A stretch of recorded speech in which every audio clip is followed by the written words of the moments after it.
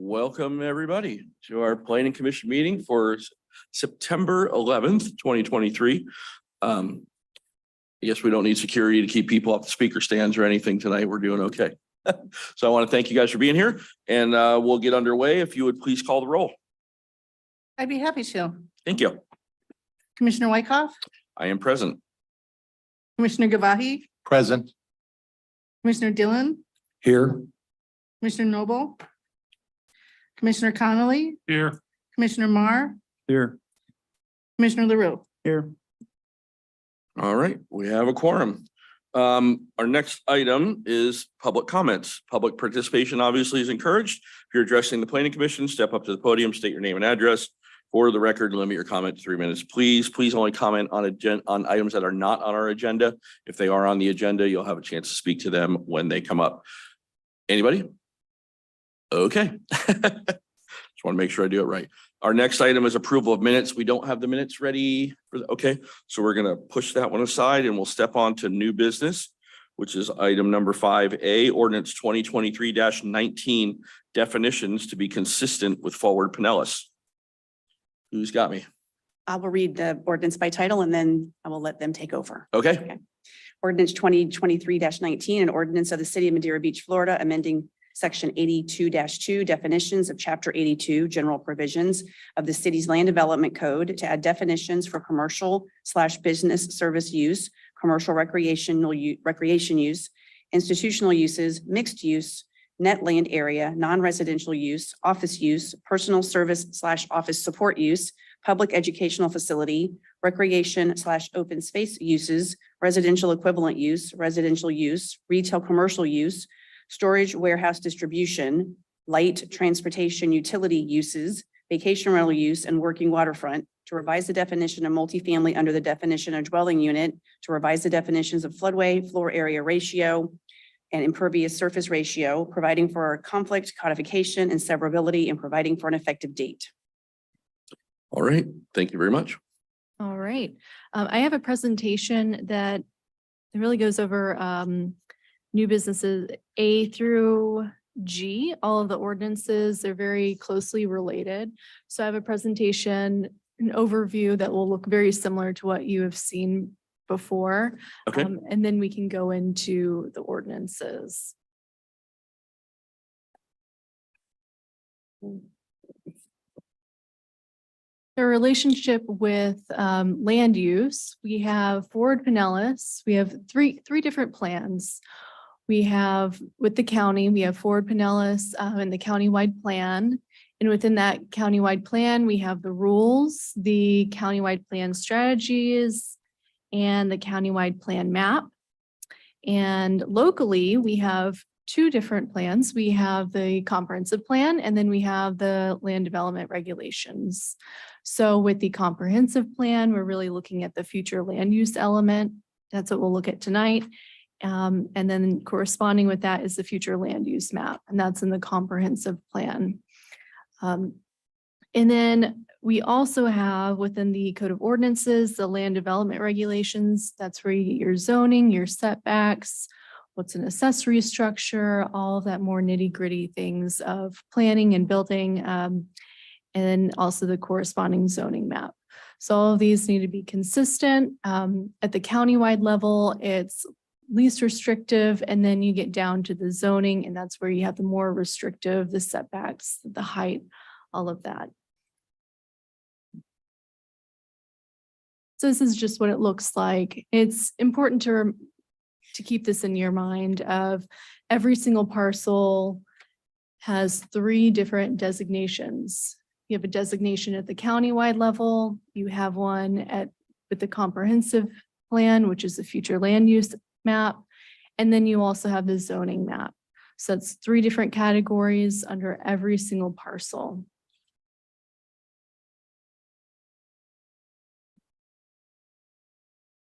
A little bit of history. In 2007, the comprehensive plan was amended to mirror these alternative temporary lodging use provision with the county, but the city incorrectly applied these standards to the entire commercial general, retail, office, residential, and resort facilities medium area, without clarifying that by right standards or the development agreement process. In 2008, there was an ordinance that amended the land development regulations that did very similarly. It included the alternative temporary lodging use standards, but then did not say how to use it or the standards given by right. Can I ask you a question right here? Sure. These changes were only to the alternative calculations, right? Which would be only subject to using a development agreement? Yes, you can kind of see in the next slide where that changed. Okay. So I'll it stop changed now. with the, it's All right. okay. I won't It get ahead changed of with myself, the sorry. intensity and density. So where we're inconsistent is with the temporary lodging units per acre and then the floor area ratio. And you can see that where these numbers come from is really the alternative temporary lodging use. So here on the left side of this slide, you have the countywide plan map, the categories, and then the maxes. So with the retail and services, the maximum by right, not going with a development agreement, is 40 units per acre. And then, of course, in our comprehensive plan, it says 60.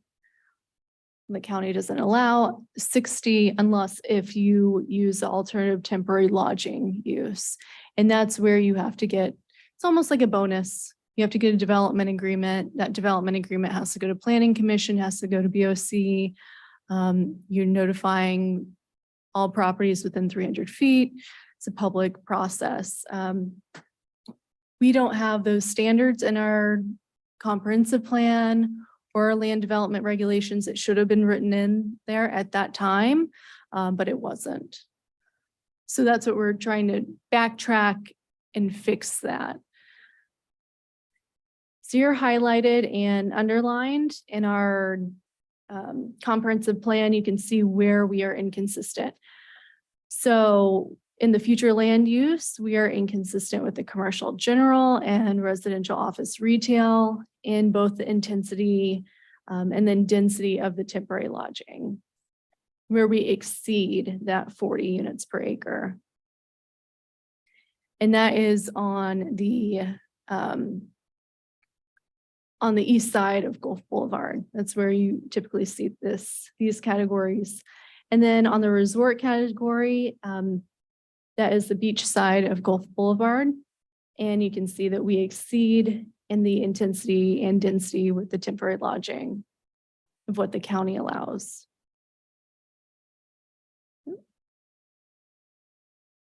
And so on this slide, we have the zoning. So remember, we have the county's plan, the county's map. We just looked at the comprehensive plan and the future land use. Now we're taking a look at the zoning. Looks very similar where we're inconsistent. You see how we have higher intensity in the C1 and C3 and C4, as well as in the temporary lodging densities. And the resort, that's the west side of Gulf Boulevard, which is our locally resort facilities medium, that R3. We exceed that in the intensity and density. So what's the solution? We don't want to create any new non-conforming properties. We need consistency with the countywide plan through our comprehensive plan and our land development regulations. To do that, we're going to clarify and reduce the temporary lodging units per acre and floor area ratio, so intensity and density by right, not using that bonus, that development agreement process that the county allows us to use. We're clarifying the requirements for the alternative temporary lodging use standards, like the development agreement and what the development agreement must include, and measures of intensity, which is the floor area ratio, and density of units per acre, similar to the countywide plan. Amend the definitions to be consistent with the countywide plan. I'm sorry. Why would Madera Beach, as far as density and intensity, be greater than Pinellas County? Did we at some point make mistakes? Yes, it was back in in the beginning of this, in 2007 and 2008. So in 2007 and 8, the city adopted those alternative temporary lodging use standards, but it wasn't clearly defined. Thank you. I have a question for you too. Sure. Wouldn't it make, I mean, I get that the county has their standard, but that's kind of painting the picture with one brushstroke, right? We have very divergent cities within the county, of which we are definitely one of those. Much smaller, our lots are substantially smaller. What, do you see the downstream effect of this? No, so what I see is we're reducing the by right, but we're still keeping the same density. So we're saying, well, you can still get to that density, but now you have to go through the development agreement process. And that's how it should have been written back in 07 and 08. But it wasn't. So now we're basically backtracking and just putting in that, okay, well, you can still get to that 60 units per acre. But you have to go through the development Okay, agreements process. That makes sense. I've got one quick one. It's kind of a stupid one, but somebody sent this to me and asked, does the city have to comply with the county ordinances? And as I was, that was when I first went over this, but as I read through it, I understand it, but somebody asked me, so I want to go on record, so to speak, Sure. as to. Yeah. Yeah. Yes, we do have to be consistent with Yeah. the. So the only carve out is through a development agreement with the alternative Yes. calculations. Yes. Okay. Only way to get to that clarify, 60. to be consistent with the county, you mean as far as like land use? Yes, And of course, we can't be greater than what the county allows, but we can be less. exactly. Okay. And right now we're greater than what the county Yeah, allows. so we don't have to be consistent as long as we're lower than the county's regulations. Yes, yes, Okay, that's correct. thank you. Yeah, so where we could be, or the same number. Yeah. Thank you. Sorry, maybe I didn't explain that too well. So we have the countywide rules, so they can pull out a number of 100 units per acre. And we say, well, that's not appropriate in Madeira Beach in this area. So at the comprehensive plan, the future land use element, we say, okay, well, maybe you can get 60 units per acre instead of 100.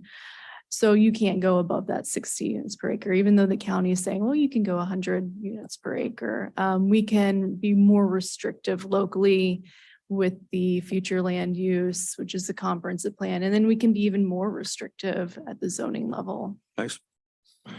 But having development agreement, would that allow any increase between or comprehensive land use and the county? No, I see. So development agreement, basically comprehensive land use caps it, period. There's no comprehensive, that's correct. exceptions. Even with a PD plan development, you cannot go over the density or intensity of what is within the land use within the future land use. Comprehensive. Yes. Okay, thank you.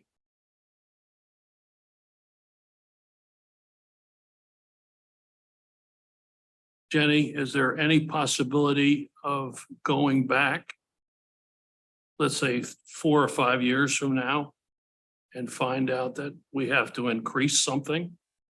Oh, yeah, you could do that, or you could ask the county for a land use change. So starting with the ordinances, ordinance 2023-19.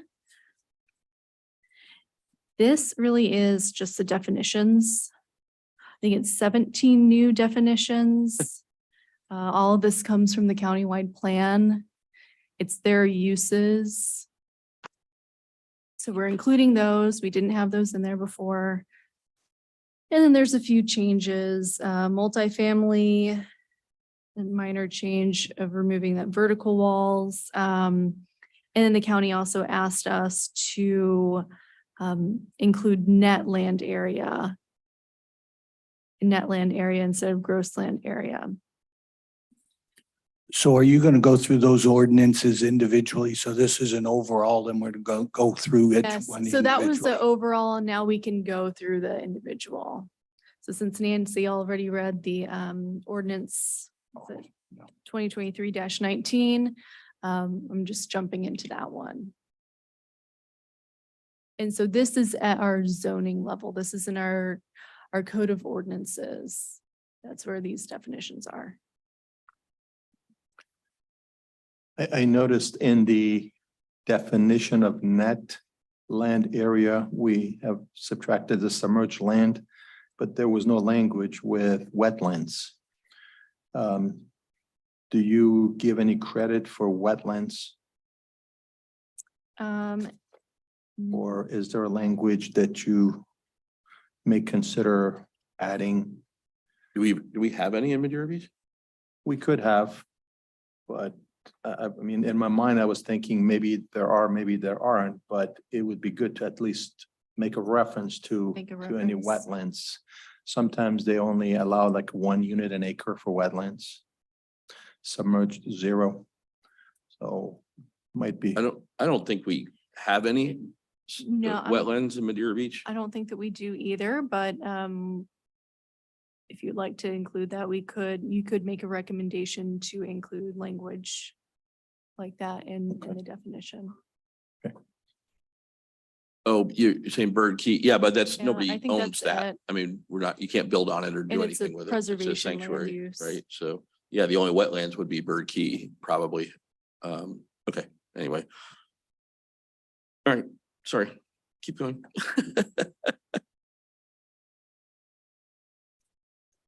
That's all I have. Good. Oh, that's all you Yeah, have. I'm Oh, sorry. here I thought you had this whole big, Just soliloquy, just ready for that us. one and then keep I'll on come going. back. We're so enthralled by what you have to say.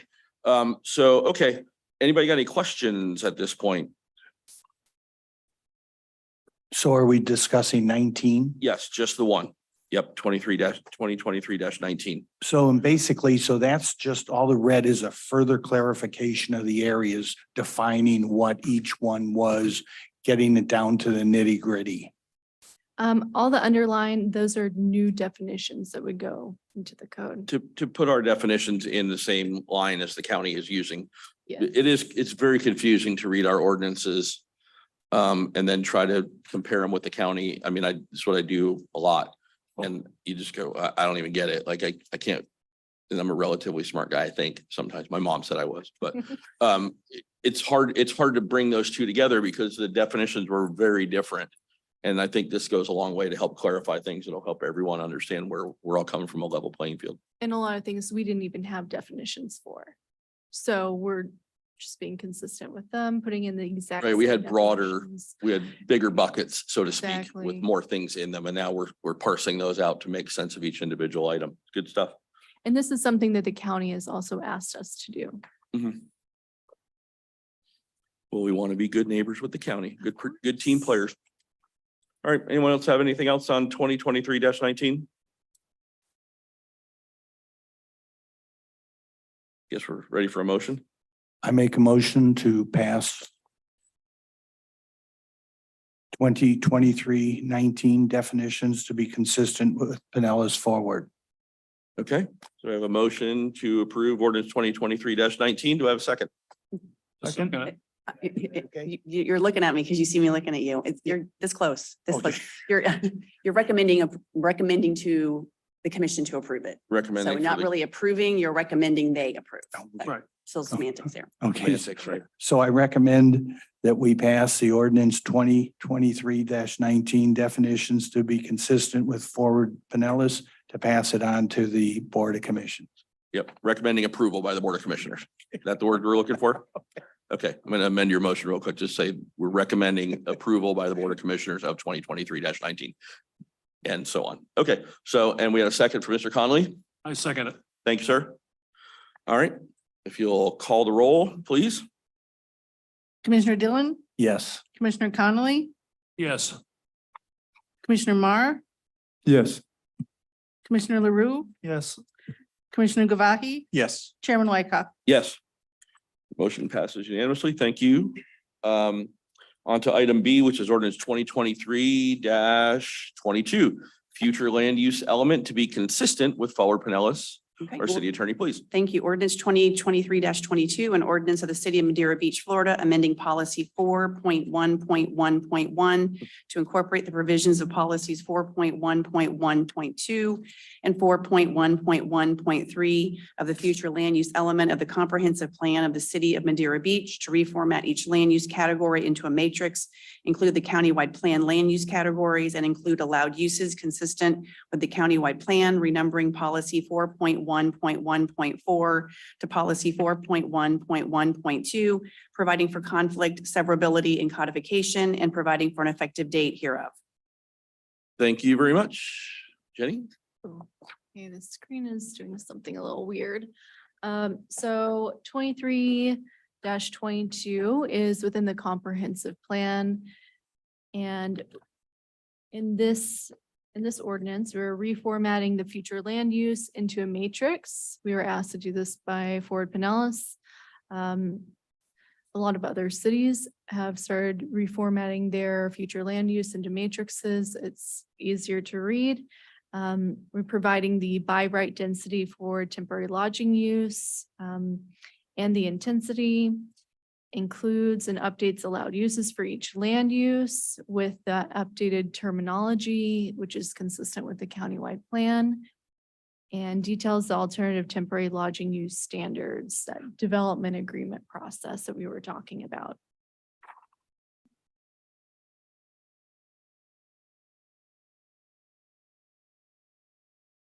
On this, oh, hold on. Doing it backwards with the screen. Okay. So we have the countywide plan map, and then on the right here is the future land use map. This is with our comprehensive plan. And these are the potential future standards, which are in the matrix. So as you can see, we are reducing the intensity down to that 0.55, including the alternative temporary lodging floor area ratio to that 1.2 of what's consistent with the countywide plan. And then also in the density, we're reducing the by right, meaning if you don't go through the development agreement process, what you can get by right. That 40 units per acre, that's consistent with the county. And then the alternative temporary lodging, to 60, that's consistent with the county as well. So you see that in the commercial general and the residential office retail looks very similar. That's what you have here on the east side of Gulf Boulevard. As you can see, that's the red and the purple. In our future land use map and the countywide plan map, that's our retail services, the red. It's a corresponding category.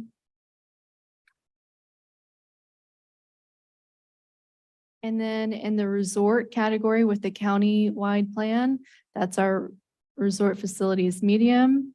So you can see on this map, it's the west side of Gulf Boulevard.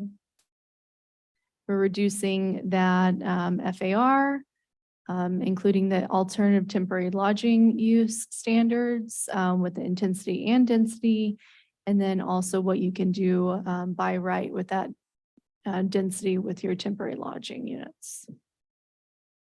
That's really the biggest changes in here. It looks very different. If you're looking at the ordinance itself or comparing with the current comprehensive plan, it looks very different. Those are the biggest changes. And we are including the permitted uses. The county asked us to include that. Previously, we didn't have the permitted uses. We should have had the permitted uses in our comprehensive plan. So now we're including it. And those terminologies are now consistent with the countywide plan. So we're cleaning it all up. And then it's just putting it in a different format. So that's why it looks so different. But the biggest changes, like I said before, is really reducing the intensity and density by right, and then putting in that alternative temporary lodging use standards, the intensity, density, and how to get there. That's really the biggest change in this. Once again, for clarification for many of the others that are unaware, all of the numbers are going down. So the intensity and all that is going down. Yes, the by rights, yes. And then we're trying to capture what's already in our land use. What you can do now, we're capturing it with doing the development agreement process, that alternative temporary lodging use. Do you know what our standards. current floor area ratio is that we've been operating under until this proposed change? It was earlier in the slide, but I thought I saw it. Now I can't find it. It's in the, it's in the red is bag, I on think. slide 5. The commercial general FAR 1.2, residential office retail 1.2. Those are the intensities, and the densities are 60-45. Okay, so my concern here under the intensity, I know a lot of people are really get fired up about the density, which I understand. But if you look at what we're talking about, this is all the properties at Front Gulf Boulevard, basically, right? Most of those are only 75, 80 feet deep and 40, 50 feet wide. You're going to end up with really little teeny buildings in a redevelopment situation. So this proposal measures very similarly how the county measures now with these changes, where we would be measuring only the commercial floor area ratio. And so how you would measure the residential and temporary lodging would only be the units per acre. I see. So if you're doing a mixed use development, Yes. then you're only using the floor area ratio from the commercial portion of that. Yes. And then you would use the density in the residential portion of that. Yes. Interesting. Okay, so the residential portion doesn't count towards your floor area ratio. Correct. Sure. Only if Interesting. you're doing the alternative temporary lodging use Mhm. standard, that development agreement process, that's the only time that you would count both. Okay, so let's take the typical lot that's Front Gulf Boulevard. It's 50 by 80-ish. It's 3,000 square feet. I can only build a 1,500 square foot building. Right? 1,600 That square would foot. be your commercial. Yeah, for the commercial, Unless if you were doing if you wanted to strictly commercial. do, yes, But if you're doing residential, your envelope, your building envelope is 1,500 square feet upon which you can build on top of Mhm. it, so to Mhm. speak, right? And we And still then, have the then setbacks. your and the density height. is limited to units per acre of 15 on those 3,000 square foot lots. We have a minimum lot area for residential use of 3,000 square feet or 2,400 for temporary lodging. They get you 1. So with the floor area ratio being reduced by half, you're taking away, I mean, not you, I don't mean you. I mean, it would be the effect of taking away half of your development potential. But we wouldn't be counting the residential units per acre, but yes. Right, but in my scenario of a 50 by 80 foot lot, which is very standard on Gulf Boulevard, you could do a 1,500 square foot commercial building plus 1 residential unit. Right? Is that, I think so. Yeah, I would have to do the. because I know it's a right minimum amount 3,000 there. square feet for a single family, for a single unit, and multifamily is 2,400 or Yeah, transient occupancy is 2,400 per unit, or vacation rental, sorry, not transient occupancy or temporary dwelling, whatever. The vacation rental is 2,400 per square foot. One unit requires 2,400 square feet for each unit. So if you have this typical 3,000 square foot lot, that we have a single lot could only be developed into 1 commercial building and 1 residential use unit. yes. You have to do the math. I would have to do Yeah. the You have to do the math. to make sure that I It's- was right. It's still, I mean, wouldn't it's not a wanna big say- difference from what we have now, other than the floor area ratio Yeah, is very much impeding future development, but you would have to get people to assemble lots and be able to get rid of lot lines and, that sort of and thing. that's how it is now. Yeah, and I know now we're not really changing the requirement for the number of square feet per unit. Correct. Yeah. So and that that's in the density zoning. doesn't change. Okay, I'll stop now. I could go about around in circles for about an hour here and I'll end up at the same spot. So we're good. Okay. That answered my question. If, for instance, if a land offers, let's say, 15 units an acre, and you have, let's say, 4/10 of an acre of property, right? You have to divide 6 units. 43,560, which is an acre, to 15. Right. That will tell you that how big of a land you can dedicate to that residential. And then whatever's left, then you use the FAR, which may be 0.55 or whatever it is, to figure out the area. You subtract the land from the overall land for the, you know, And are those commercial units being counted as a unit for the density?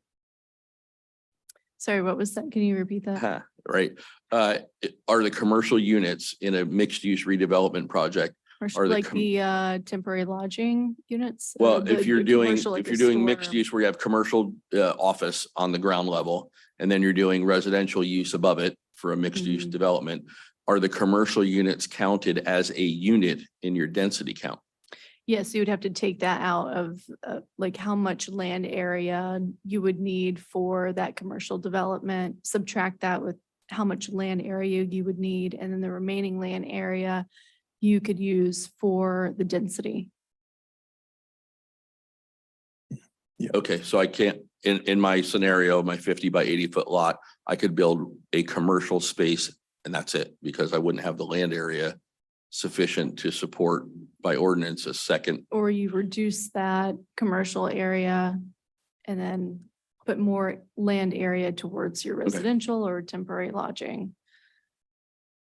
It's gonna get complicated. Okay, Yes, it's. Yeah, it the is very only complicated. thing to, I think what you're getting at too is there's a requirement that the residential or dwelling unit is above the commercial, right? So Mhm.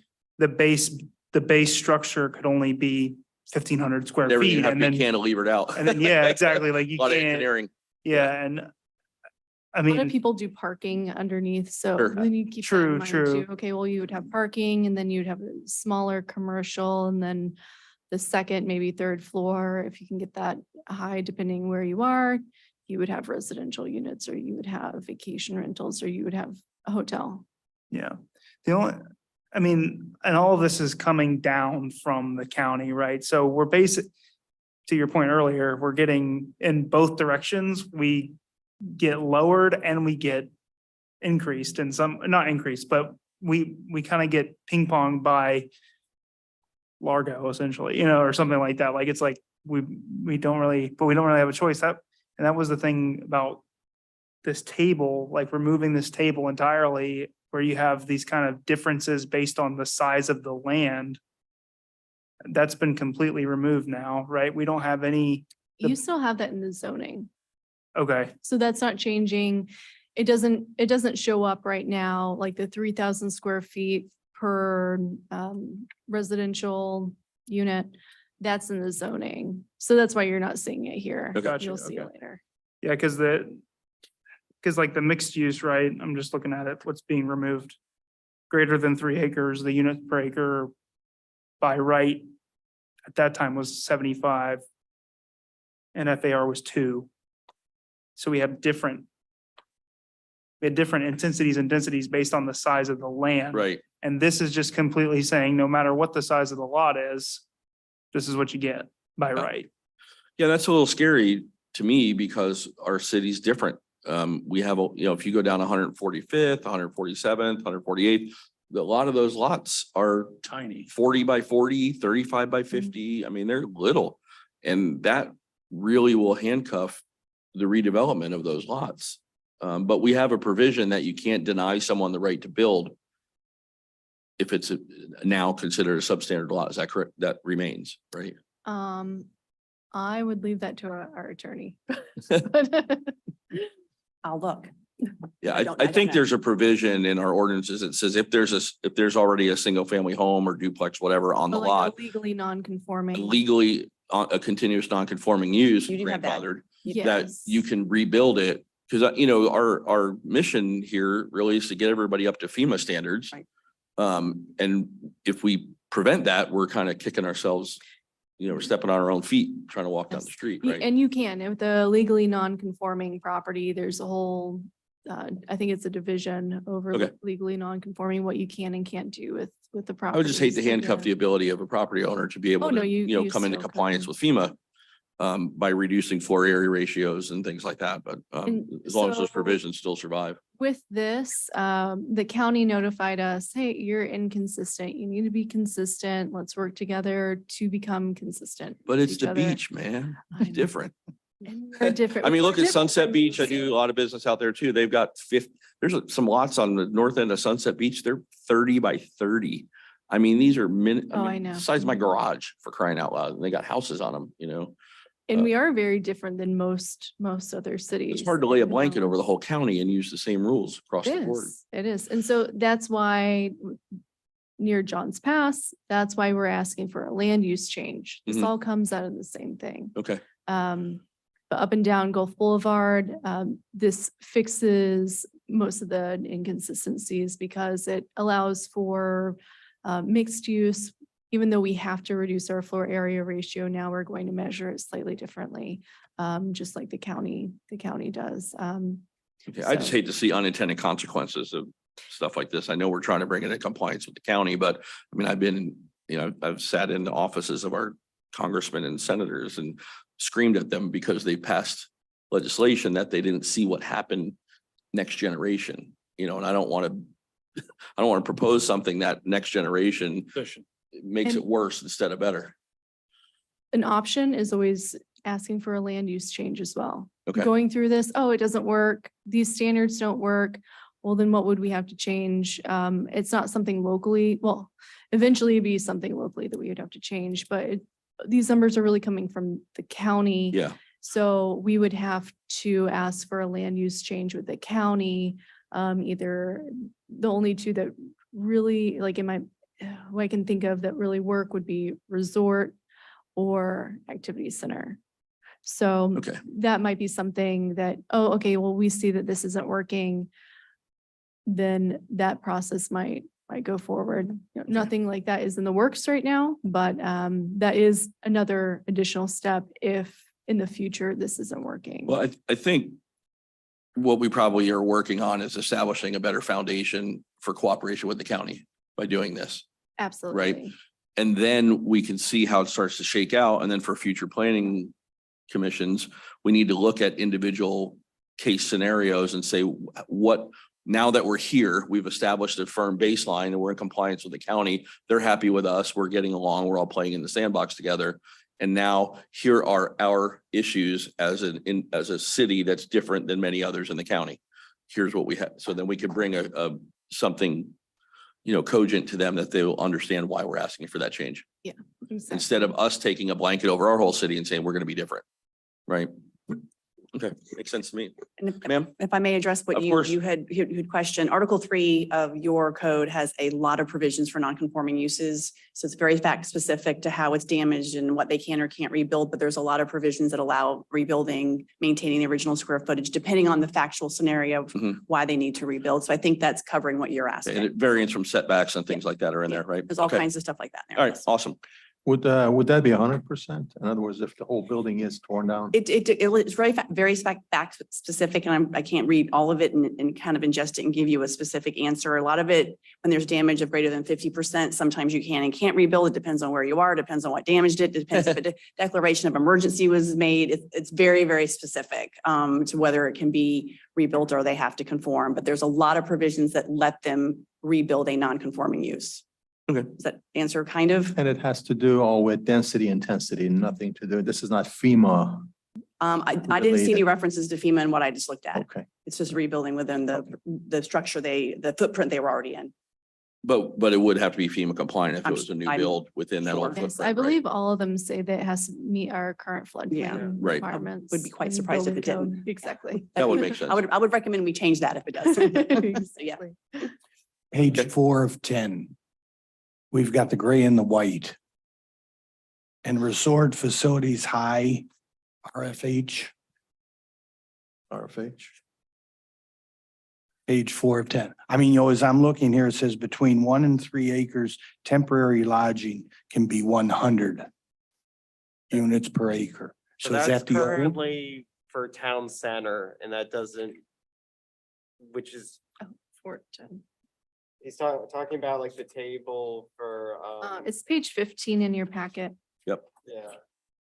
So like, these categories, plan redevelopment, mixed use, and is the county's activity center category, and that's overlaid over town center. Nothing of that is changing. That's Yeah. already in the code. Yeah, that, That was written when the town center special area plan was written. See, and I So we're think, not touching that. We're I think just- that's what a lot of the people are concerned about. You got 100 temporary units per acre. That can be a lot. I mean, and then one of the other areas I had questions, subject to 5 acre maximum.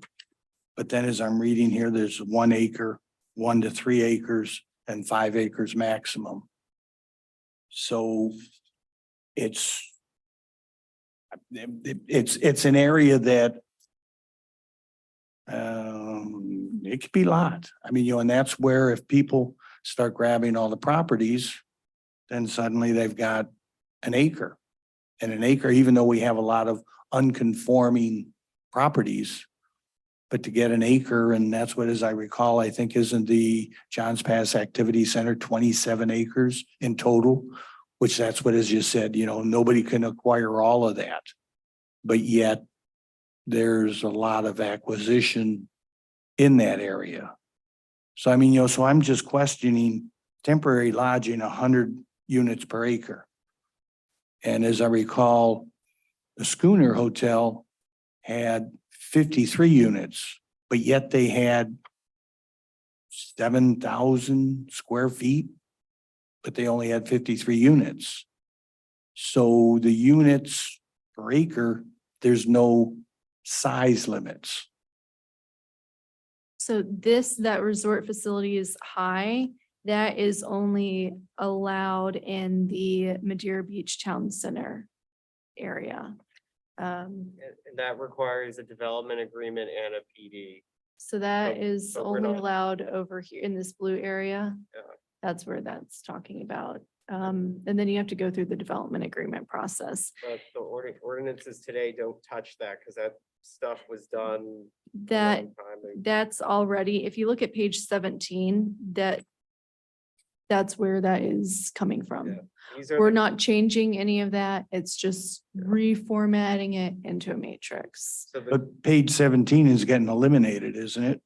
It is, it is. So it's just taking those words and putting it in the matrix format. It's not changing any of the numbers, any of that. It's Yeah. just taking what we have currently in our comp plan and then just putting it in matrix. To Andrew's point, resort facilities high, the double asterisk at the bottom of the matrix on page 16. So you see in the matrix, it has the double asterisk, and then at the bottom, the double asterisk, it says RFH must only be used as alternative temporary lodging use standard in the plan redevelopment mixed use as detailed in the Madeira Beach Town Center Special Area Plan. Development. So you can only use it That's the in only place that that applies. one place, and you have to get a development agreement, and you gotta go through the whole Yeah. process to, I think it'd be very rare air to find somewhere that's gonna do 100, more than 100 units per acre. Thank you. only categories is in our local comp plan are commercial general, residential, office, retail, and resort facilities medium, which are. And we have the colors matching up to show kind of. Where the standards are changing. Yeah, I guess kind of a little bit of a confusing thing is the county looks at floor area in different ways. Usually for certain categories, when they're talking about like the floor area ratio, they're talking about just the commercial. But then there are scenarios where if it's certain mixed use, like with the alternative temporary lodging use standards, then it's like the floor area ratio is a mixed use of both, whatever, like the temporary lodging and commercial use. And then In the garage as well. in the garage as well, which is the only time that is counted to, which I talked with for Pinellas about that, and that's what they said. But in like the floor area, but in that like activity center category, the floor area ratio is a mixed use one. So it can really vary between each land use category, which is confusing and not a, but that's kind of how the language, how they have it set up currently.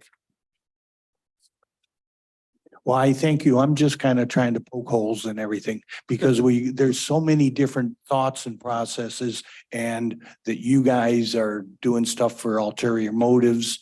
And I know you guys are doing a very good job of it. And as I went through it, I'm trying to decipher everything and try to get the questions answered before it goes in front of the board. Stuff. Thank Alright. you, though. Any more questions? What happens if we don't pass this? We remain in non-compliance with Pinellas County. Yes, yes. I actually am not sure what would happen. I know that we wouldn't be compliant. We haven't been compliant for years. But the county keeps asking us to become. I mean, consistent with do we them. get a parking ticket? What's there? Like, where's the teeth? I guess the point is, what's the teeth in it if Like, we what do don't we, comply? What I mean, happens? anytime we send a comprehensive plan amendment, they will bring it up yes. every time. And anytime when we send stuff to the state, that letter that says we're not compliant would be with that. So it really looks bad on our part. But the thing is, we're either matching what currently exists or reducing the by right. So it really shouldn't be a controversial thing what's being proposed. It's pretty kind of boring. I think it's more of kind of a fear of the unknown than what's actually on the paper. But I'm not worried about the controversy. I'm worried about what's right for our residents, for our property owners, but it's an interesting question, like what if, right? I have not, I don't have an answer, but I have an idea of what the answer might be. My understanding, this goes back many, many, many years to a special act that was passed between all the cities and the county. And it said that the cities would listen to the county and they would be consistent with the county and they would follow that path to try to make everybody, live together, get along and be consistent. My guess is there's probably a provision somewhere in that act that says they can come after you legally. I don't know that without reading it. I'll try to look for it while we keep talking, just so I can give you a better answer. But my guess is most laws have provisions like that, that if you Yeah. don't comply, we can come monetarily, legally, there might be some provision in there that lets the county do such a thing, which I'm sure they wouldn't want to do and we wouldn't want to happen, but I'll look for it and see if I can actually find the act. I don't know that I can find it here. If not, I can get it separate from here and provide that to you all in an email later. So you do know that. So I think that's a good question. Just so you know, you're being asked to do it and we're all telling you have to, but who says? Yeah. So You're I'll not try to my get. mom. Yeah. I mean, why, Yeah. why? But Yeah. I get it. I mean, we want to be consistent and to Andrew's point, if we need to change something later, they could always use that as ammo against us. Well, we're not going to grant you this plan change because you're already non-compliant and you're just trying to make it worse. I don't want to hamstring our administration from being able to get things done either, but it's a good point. It's a good question. Why are we going through this exercise if we don't have to? But it seems like we sort of have to. And I think this will help with some of the people that are feeling as though density is being increased and the island's going to sink and all that stuff. We are actually backing down some of those numbers. I don't love it personally, being in the business that I'm in. It's kind of counterintuitive to me, but it makes sense on some levels. So. I think it would also open us up for litigation. I'm not a lawyer, but being inconsistent with the county and county saying, okay, well, you can only have 40 units per acre in this area. And then we're saying, I don't care. We're going to go 60 units per acre. Yeah. Being inconsistent with something that we have agreed upon previously. Well, I So- think it gives our residents more input because now it'll require more things to use a PD to get things done that are a little An agreement. development agreement. And with that, there's more resident input to those development agreements, right? We have to have the special meetings and the town halls and all that. So at least it gives the residents some more input to be able to voice their concerns. I think that makes sense. Like you said, Mike, and one thing that might trigger is people buying multiple lots to build something. And the uniqueness goes away. Yeah, I mean, that's a very normal real estate function, right? It's assemblage, right? They buy multiple lots and then try to create something bigger. that opportunity remains. I mean, it's getting tamped down a little bit by what's being proposed, frankly. We had a little bit more, it's kind of the Wild West a little bit, the way we have it now. If you can assemble enough parcels, you can build a pretty big development and then ask for a small variance through your development agreement, which kind of slides through pretty quickly because it's not a big differentiator, from what you're asking for to what's permitted. This would make it a bigger differentiator and I think would raise a little more, I don't know if concern is the right word, but a little more, raise the red flag for the residents to come out and talk about it. And Yeah, I all the was fac- gonna, I'm sorry? Everything's on the same. Yeah, it kind of levels the playing field a bit. I think right now, if someone were to be able to strategically assemble parcels, there's a lot more that can be done than what would be done under this proposal. And that would require a development agreement then to go beyond that, which then allows the citizens, the residents to have more input into what gets done. And it's just it's the democratic process, right? So I think it's a little more fair. It's important to remember that even with the alternative temporary lodging use standards, what we're proposing is significantly less than what the county's maximum are for that. So we've because we're the maximum. Let me find it in the. For the resort. The It's really for the potential for the resort. resort would be a maximum of 60, and that would be with a development agreement, which would require all those meetings.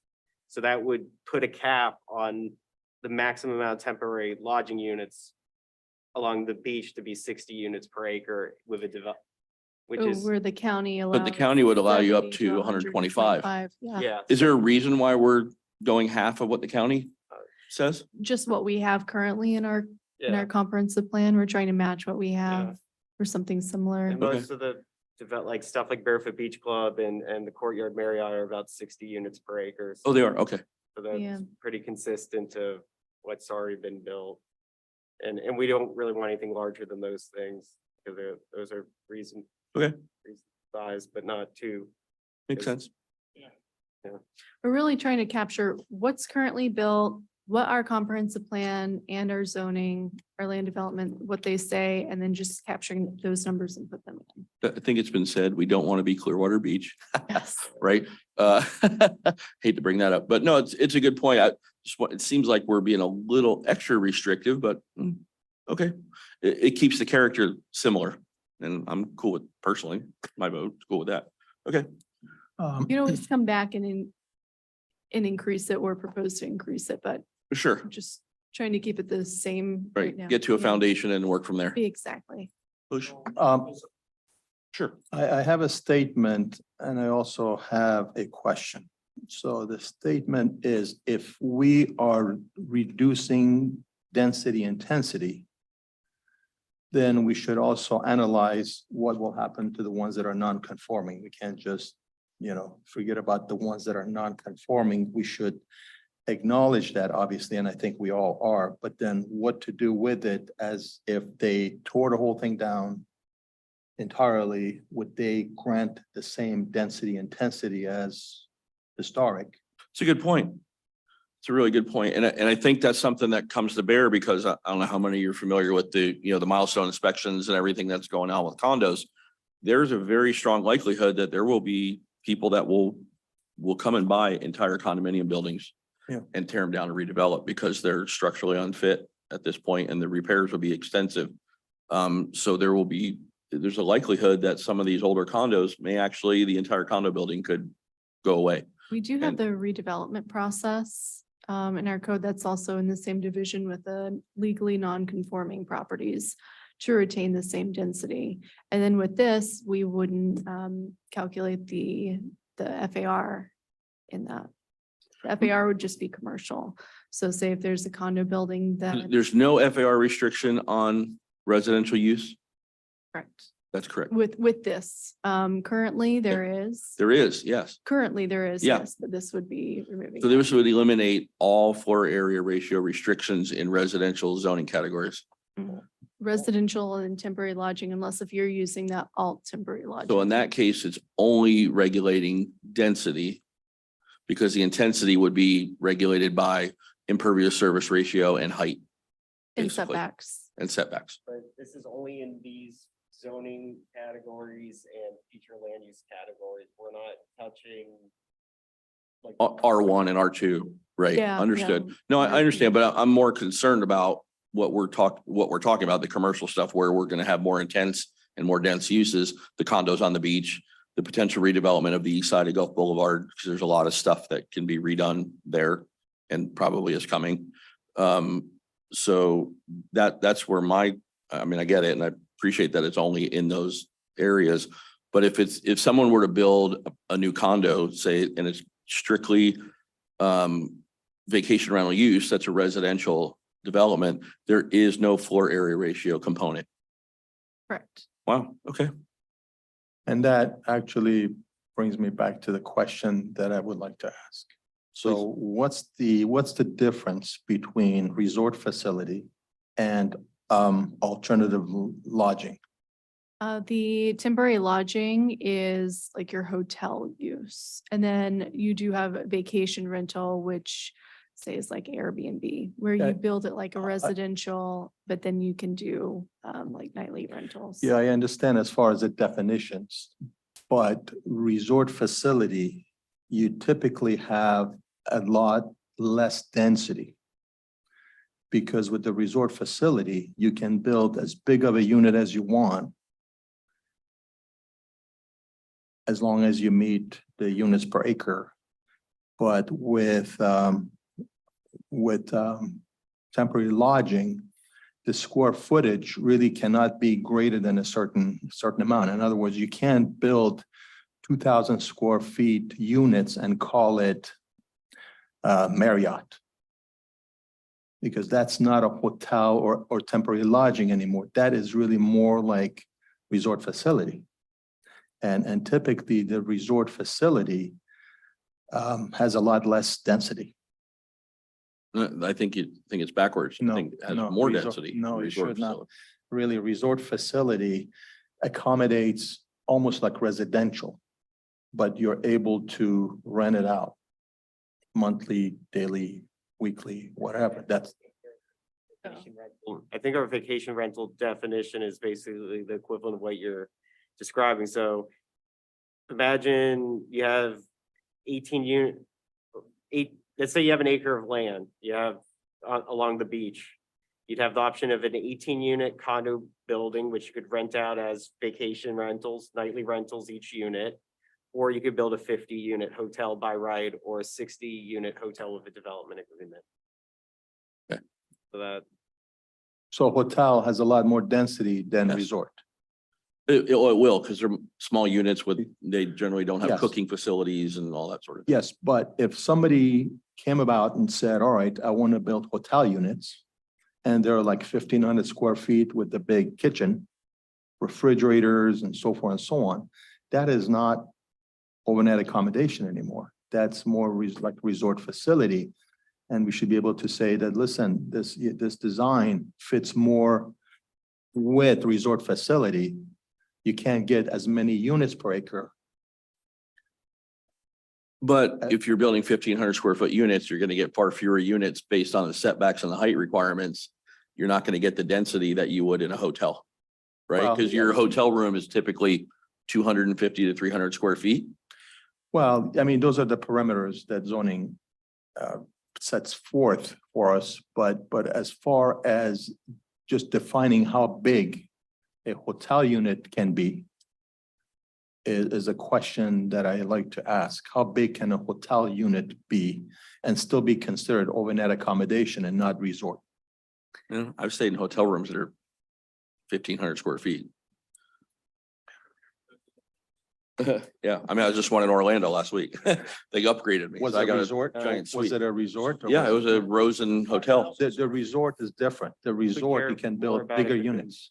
I think we care more about if it could be lived in as an actual like residential property or not. Like, can you live in it as an actual like full-time resident? Because then it's a residential unit that could be rented as a vacation rental. Well, a hotel room, you can't turn that into like it's a short-term, like. It's temporary transient by nature. transient, yeah, yeah. Yeah, I think we would potentially be overcomplicating. I don't know. Details. Well, details are important. I get You could that. have hotels with like small rooms and then it has a couple suites on the top floor. So I mean, it seems like it really comes down to kind of what the because some hotels do the slightly larger rooms with kind of little kitchenettes and some don't. But I don't, like, it just seems like adding so much detail would overcomplicate and then kind of put us in a situation where we might have to go back and keep changing stuff based on like changes of the like market of hotels. So it's sometimes better to have it more general and let the height and setbacks and that kind of stuff be. And anything that's 60 units would still need to come in with the development agreement, which requires the additional meetings and potentially more infrastructure to support that, so. Makes sense. Okay. Any more? Well, I think also the explanations or the descriptions of all the units get into some detail of it. So as to what that we just passed, 19. Mhm. The vacation rental use. I mean, they've got, now it's defined. So it's a step. I hear what you're saying, but like it's a step and I think at this point, that would go into the development agreement. I think this is a good start. And then probably for future commissions, need to pull each one of these and look at them individually. Potentially again, but I think I agree with you. I think we need to get in compliance and be in order so that we can get the cooperation from the county when we need it. Anyway, my 2 cents. Anybody else have anything else? Anybody ready for a motion?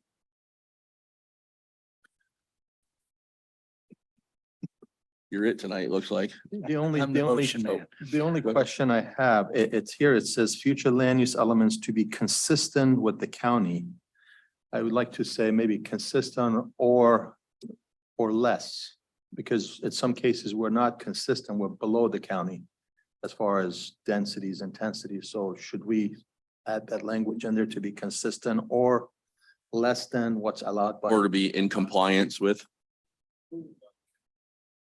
No, we don't really want to delegate a whole bunch of authority from this city to the county. We want to keep a whole bunch of authority here. But it's just a language thing. We don't want to be necessarily consistent. We want to be either consistent or less. I think it's how you look at consistent. I don't think consistent means identical. And I think that's how some people are perceiving it, which is some of the It's a good point. the questioning about it. Consistent means you fit within what they've given you. They've said, this is what you need to do. You are consistent if you fit in there. So if you're less, you fit in that requirement. So you are consistent. Thank you. You're not equal, you're not identical, but you're consistent. I was gonna ask you for that legal definition. Thank you. Well, You read but my also, mind. it's been submitted to the county and they have accepted these numbers. So they have in essence accepted what we are proposing, which is less than what they have. So I understand, yeah. Tomatoes, tomatoes. All right, any more? Try it again. Anyone want to make a motion? I make a motion to approve ordinance 2023-22 future land use element to be consistent with Forward Pinellas. And recommend approval by the Board of Commissioners. Yes. Can I add that to your Yeah, motion? and recommend to the Board of Commissioners. All right, perfect. Second. All right, so we have a motion and a second for ordinance 2023-22 future land use element to be consistent with Forward Pinellas. Please call the roll. Commissioner Dillon, Yes. was it LaRue that did the second? Uh, Mr. Connolly? Commissioner Gavahi, Yes. Commissioner Connolly, Yes, Commissioner Mar, Yes. Commissioner LaRue, Yes, Chairman Wyckoff. yes. All right, motion passes unanimously. Thank you. On to the next item, C, ordinance 2023-26, R3 medium density multifamily residential zoning district to be consistent with the countywide plan.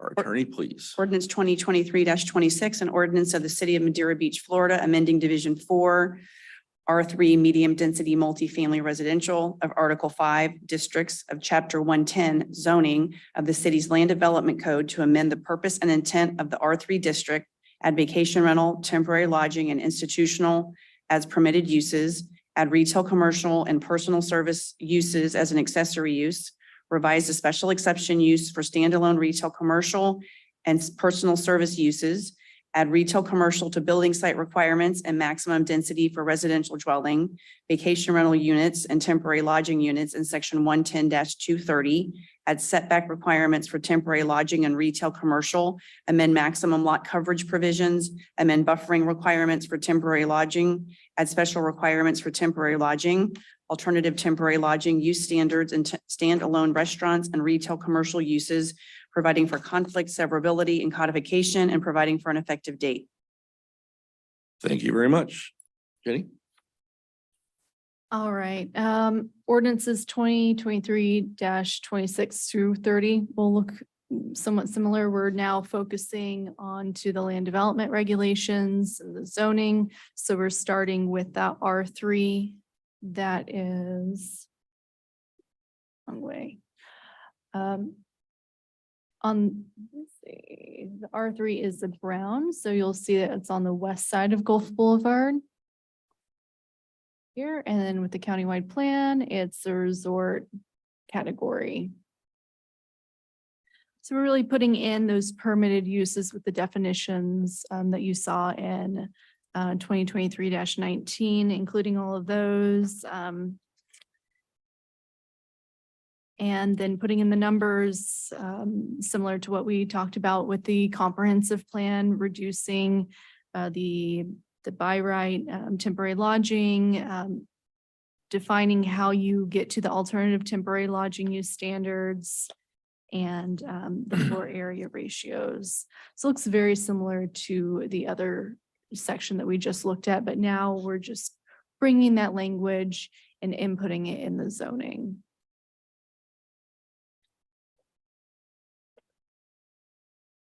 So the density number is not changing, Yes, correct? 18 for 18 for the residential. for the residential portion. Mhm. And then this is where you're talking about before on page 28 of your packet, where you have the minimum building site area requirements, single family, 4,000 square feet, duplex, triplex, 3,000 square feet per dwelling unit. All of that is staying the same. So are those all in compliant now, except for, I guess, for what's non-legally compliant? Yes, it's just the temporary lodging. So on the screen here, let's see, we're looking at, oh, this should be R3. So we're changing the temporary lodging units. We're reducing that and then providing for that alternative temporary lodging use, the development agreement process. We're including that in page 31. We're putting in the alternative temporary lodging use standards, what you have to do, what are your standards, your intensity and density if you use that. And removing the floor area ratio for residential use. Yes. Yeah, and the reason why we did that is because of those tiny lot sizes that allow for a little bit more flexibility, and also some of the condo buildings. It's a lot of it you can't fit within the Yeah. FAR that the county Okay. is requiring us to And change. the county's real concern is residential density, which we're keeping the same, which is what they wanted. and- Okay. And we didn't change that. So to clarify, we're not talking about density, intensity, land use here. We're just talking about zoning, right? We're talking about the zoning, but within the zoning, it does also call out the intensity and density. Okay. It references back to the comprehensive plan, the amendment that you, or the ordinance that you just looked at. So doesn't each property have, I guess we call it three different designations, the countywide and the comprehensive and then the zoning? Yes, So we have already talked about the comprehensive and the land use. So each property Yes. already has the density intensity, which we have discussed. yes, and No. we're just taking those numbers and then also putting it in the Applying it in zoning. here, so, yeah, but the zoning itself, are we modifying zoning? Like the setbacks and height, no. Okay. We're also changing some of the terminology to be consistent with the county's terms. So those definitions that we looked at first, we're inputting those definitions into like allowed uses. Okay, So they may call a restaurant retail commercial, so then we're calling that retail commercial the way that they call it. thank you. Okay, in our packet, page 30, 110-236B. Mixed uses in a single development shall not exceed in combination the number of respective units per acre and floor area ratio permitted when allocated in a respective proportion to the gross land area of the property.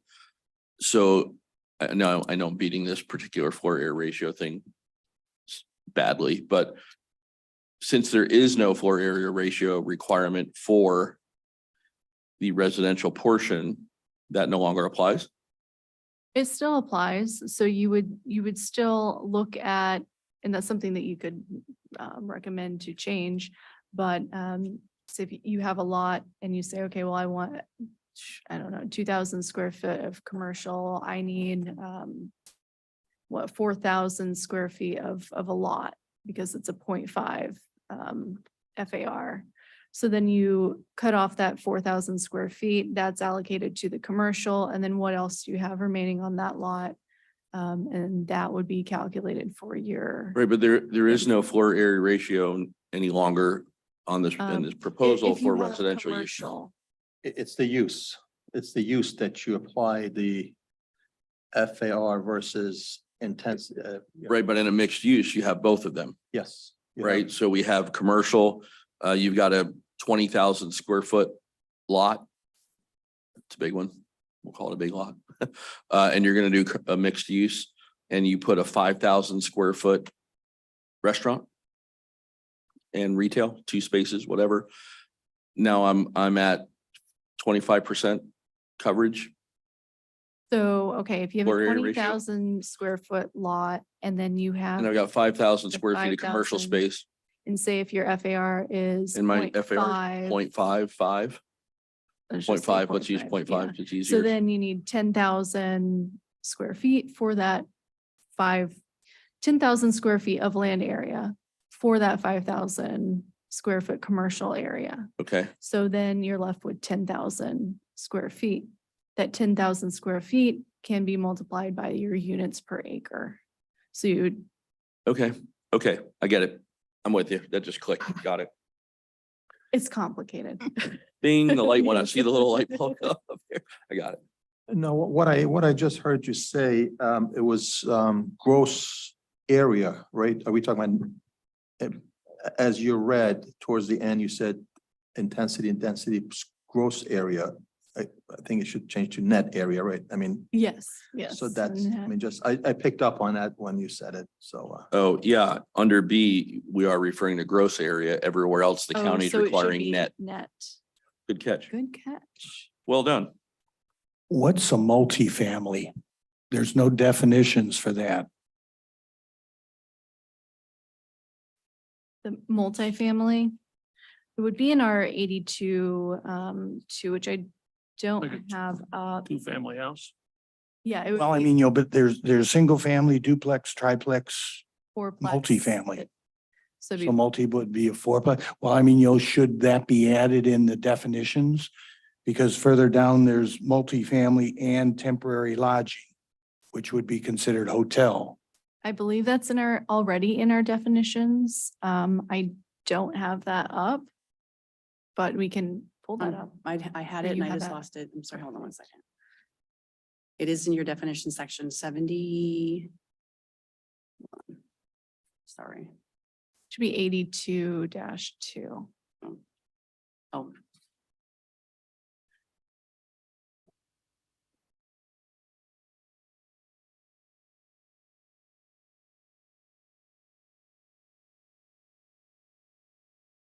it says multifamily means 3 or more dwelling units contained in one structure or on a single lot or parcel and attached by common vertical walls. There you go. Okay. So should that be added over here in the No, definitions? that's already in Oh, our. that's already in place. Yes. Okay. So then the multifamily with 2420 square feet of dwelling unit. Is that for each? So that's how much area on your lot you have to have. You have to have, So if it's a fourplex, you gotta have at least, well, or, that No, that's the- 2,420 times. 2420 4. times 4. okay. Which is a lot, so. Although, but I guess, It comes out the same as 18 units per acre. Right. We always, Okay. whenever someone comes in, they ask, well, what can I do on this lot? How many residential units? We always calculate the square foot per dwelling unit, and we look at the units per acre to make sure that they match up, which they do. Just divide up 1 acre to 16, and that's what you get, Yes. 18. or 18. Or whatever it is in this district. so, and then further down, okay, so page 29, the multifamily and retail shall have the minimum side lot setback of 10 feet. So is that so a 5 and 5 or 10 feet total? Where are you? Side Page 29, where the for setback requirements. Multifamily. It's 10 feet on each side. But then if they're 60 feet wide, then they only have to be, 60 feet typically is 15 foot. So you have 10 feet on each side. Okay. But if you have a single family duplex or triplex, let's see. But it's the next one It's- down, yeah, B, multifamily, temporary lodging, minimum Yes, so side it's setback. 10 feet on one side, 10 feet on the other side. Okay. So even though it's only 60 feet wide, they have to have 10 feet on each side, Mhm. okay? And then maximum building height, 44 feet in height. Yes, and that's measured at design flood elevation, and that's in our definition. And in our, I believe also it might be in our floodplain also, but that's measured at the design flood elevation. So you have your base flood elevation plus 4 feet of freeboard is what we have in the city. 4 feet? Yes. Wow, I know. that's higher than anybody I've It ever is. known. Everyone says that. Wow. Yep. Check Crystal River and Homosassa. They're 15 feet. They're up there. Gives you good rating for insurance. Yeah. That's what we're shooting for. Okay. Any more questions? Jenny, what is the reasoning? What is the reasoning you have to be below the county in numbers? Through this, we're just trying to capture what we have currently in our codes and in our future land use. What we have now in the code? Yeah, Wouldn't it be beneficial to match the numbers to the county? some of those numbers are quite large. Let's see. With the alternative temporary lodging use. So like we match it here with Okay. the temporary units per acre 1550. This is the max that they allow you to go by right.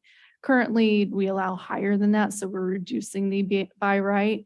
But if you, let's see, if we go back, what the county allows for the alternative temporary lodging, they allow up to 125 units per acre, 70 to 125. So we're not proposing something that high. Because currently we don't have that in our code. We're not. I We're mean, not let's say asking that, for let's say that. the county is at 100 Mhm. and we come in at 70. Why couldn't we split it? And bump it to 85? You could recommend to do that, whatever the count, you can't go above what the county The is. reason being because it's all on taxes because of what we're doing. By lowering it, the county, by being lower than the county, that means the revenue that Madeira Beach is getting would be lower.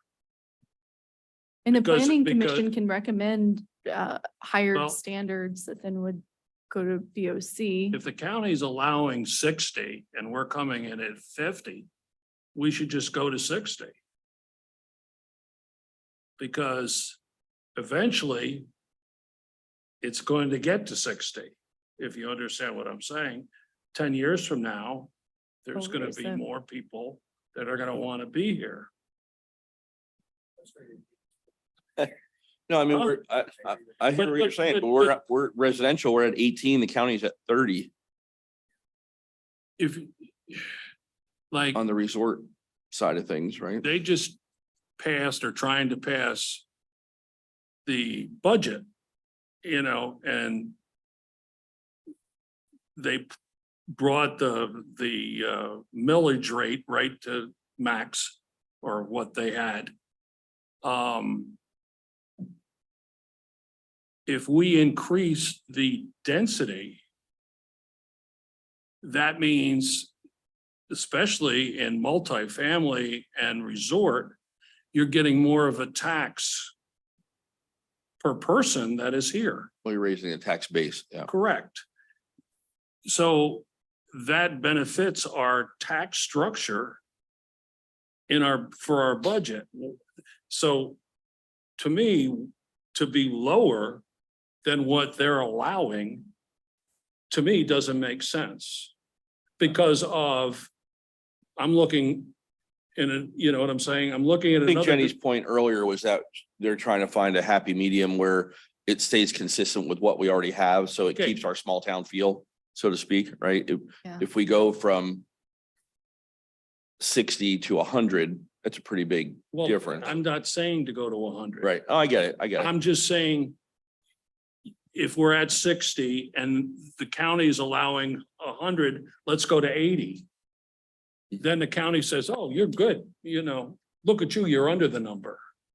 So the only area that you could increase from what is already proposed, if you look up at the screen, it's like in retail and services, we're requesting the same numbers that the county is. It's the temporary units per acre, 40, that's by right. The temporary lodging units per acre is 60. That's what we're requesting. That's similar to what's already written. And then in the resort category with the county, the highest you can go without a development agreement for temporary lodging is 50. That's what we're requesting. And then the alt temporary lodging, that's where you could propose for a higher number. And if it's just 10, I'm not looking for 50. But So right now it's. to add the numbers is adding revenue tax dollars into the budget that Yeah, at I this stage of understand. the game, sitting here listening to the commissioners and the with the mayor, budget. they're having a problem trying to get enough money to pay for the stuff that was promised 3 years ago. So I'm trying to figure out how, because it's a tourist area, how to somewhat tax more with whatever revenue to bring into the city, so we're not struggling with a budget all the time. My only question to that though, and to what Jenny just said, in terms of if we're looking at what we're hitting the maximum on everything except for, well, not residential, but for temporary UPA, we're hitting the countywide plan. The only one we're not hitting is the resort alt temporary UPA, which the alt temporary, you have to have 50. a development agreement, correct? Yes. So that number almost, that's just the by right number, the 60, right? No, that's a alt no. temporary. Oh, so that's the maximum you can You would get have on to an alt earn that temporary You'd have to earn that through a development. through a agreement. development agreement. Yeah, So, I kind of don't like that. yeah, so You could to your propose a point, higher- let's, to your point, it has to go through the development agreement process. There's a interest in increasing the tax base. And right now we're heavily restrictive, even though it's part of the most restrictive process on development. Right? Because to get 60, you'd have to go through the whole development agreement process. To only What- get 10 more units per acre. So it's like, regardless if it's 125, they still have to go through the development agreement process.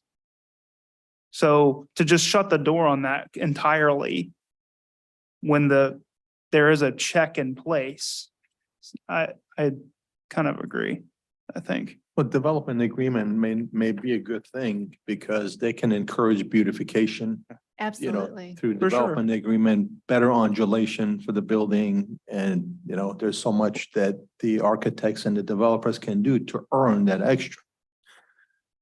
Now, we also need to talk to the neighbors. We have wonderful neighbors that would like to maintain a lower profile city. So it's a combination. It's like a balance. Where do you draw the line? You want to keep your neighbors happy and also raise keep the millage rate low as well. So it's really a balance, and that's a tough one. It requires a whole bunch of, neighborhood meetings. But didn't we already pass this just a couple minutes ago as far as the Yeah, that's density? what I was just looking at under the previous ordinance that we just recommended approval for of 2023-22. That was in there in that matrix. Those numbers are in That our there. temporary lodging under the alt use would be 60. See. And it's important to remember that Madeira Beach Town Center, which covers a decent amount of the city around here, if you came in and bought enough land and applied for development agreement and PD, you could build a fairly large hotel, like similar to Cambria. So I mean, there are places in Madeira Beach right next, but these properties, a lot of them are along Gulf Boulevard. They're next to condominiums. They're within a couple blocks of single family, low density multifamily. So I mean, the 60 units along Gulf Boulevard makes sense, especially considering projects like Barefoot Beach Club is about 60, and that's a fairly new project. So it wasn't like we were trying to be over.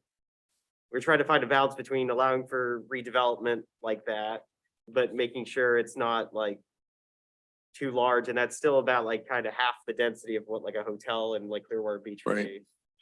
So my part of my thought process as we're talking about this, if we're talking about the alt temporary units per acre, restricting it to 60, that locks anything out above that. I mean, it's not even consideration.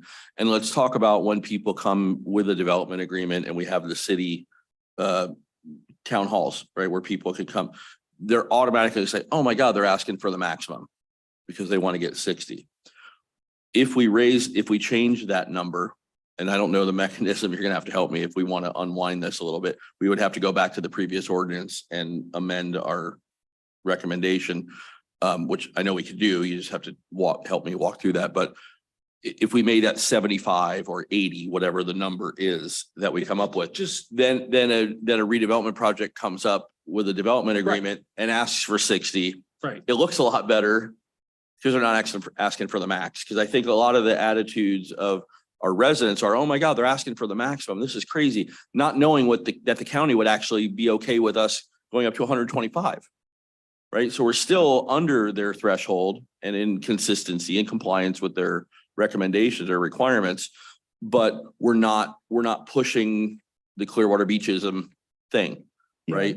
And through the development agreement, there are some controls in place that then the commissioners can ask for beautification projects, redevelopment, you have to maintain in perpetuity a county park or as a street end park or something. We can ask for all those things to go along with that development agreement. Yeah, and the UPA is not the only by right slash, it's not the only density intensity control, but by math, right? We have floor area So, ratio. Yeah, and- we've got floor area, you've got ISR, like UPA is just one metric. But by restricting it so much, you're kind of shutting the door on potential opportunity. Yeah. Or allowing for that opportunity, but I think even if you increase it, it's still based on the lots here and then the development agreement process, it's probably still unlikely that. It might be a moot point. Yeah, it might be a moot point, but to limit it from the onset, to John's point, is kind of short-sighted, I think. I'm with you. I don't disagree. More density also means more height. So, if you want to bring in more density, then you've got to have an envelope that Yeah. allows for that number of units. Well, we already have the height restrictions in place, right? That's one of the metrics. Floor area ratio, height, setbacks, all those things Yeah. are part of the math that has to be done to see what you can do. But I think outright limiting it to what's a relatively small number, in my opinion, is probably a little tight, makes it a little tight. Yeah, it'd have to be Still have some to pretty. comply with all the other yeah, metrics. It would have to be some pretty creative and very specific geometry to try to almost decharacterize anything that's around here. But if you have, the opportunity, the right land, maybe the right kind of model for different room types or sizes or whatever it is, then maybe there's an opportunity there. But The Yeah. other thing to remember, so, well, I guess it's been a while since we did the Johns Pass Village Activities Center plan through here. And now it's currently going to Fort Pinellas to their board meeting this Wednesday. But that would allow for some potential for temporary, like redevelopment with temporary lodging units that would be slightly higher than what it's being, but because that's in a more touristy area and there's already larger condominiums and other things down there that. So there are areas in the city where you can, where like with Town Center, you can currently come in and apply the development agreement and PD for additional density, and then potentially down in Johns Pass, if that land use change happens, you'd have some opportunities but you'd have to go through the development agreement process. So there are, I guess it's a balancing act, because there are areas where we do currently allow it, where we potentially might allow it. But that's why we kept it 60 along Gulf Boulevard, because that outside, that's it's not in Johns Pass, it's not inside Town Center next, it's kind of areas in between. So kind of has stuff kind of scale down, but then but in those centers where it would go up slightly. Where does our town center border? What's the border of that? It's anything in this blue. It ends right before the Bank of America building. Okay, so it's the blue? Yeah, Yes. Okay, like the Winn-Dixie. yeah, so it's the whole 150th corridor. That's what I mean. There are. I think that's an area that can withstand some more density. Yeah, and then John's Pass stuff is down there, but that's still in the board analysis process, but it's just that's what I mean. There are opportunities. We don't want to allow, we want to allow for opportunities for some along Gulf Boulevard, but we want it to be in the scale and character of what's already been built. And Okay. that's kind of why we went with the 60. Okay, Also, if you look at page 30 of the packet, at the very top there, you can see what we currently have written. And it's based on the land area, so it's 45 to 75, so we went with that 60. That's also why we picked the 60 number.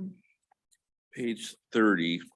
Do we currently have, You see less than 1 acres, 45 units per acre, 1 to 3 acres, 60 units per acre.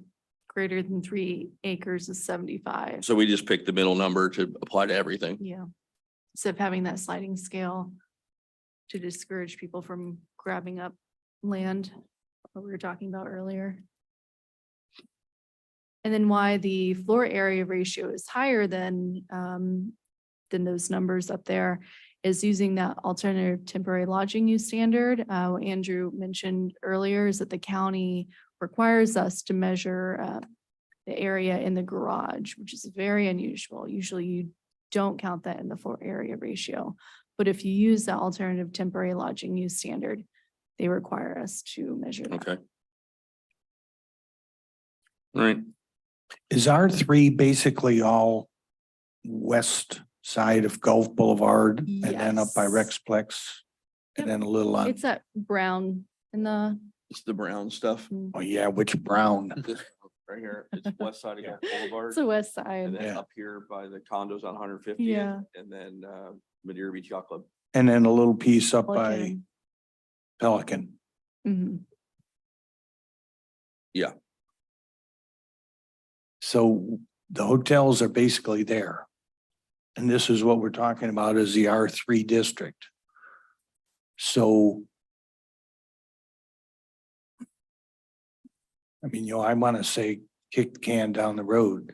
60 is, and I hear what you're saying, John, but yet in terms of to redo everything we've done and that, yeah, I don't know that it could be looked at again, I believe, 2 years down the road or a year down the road.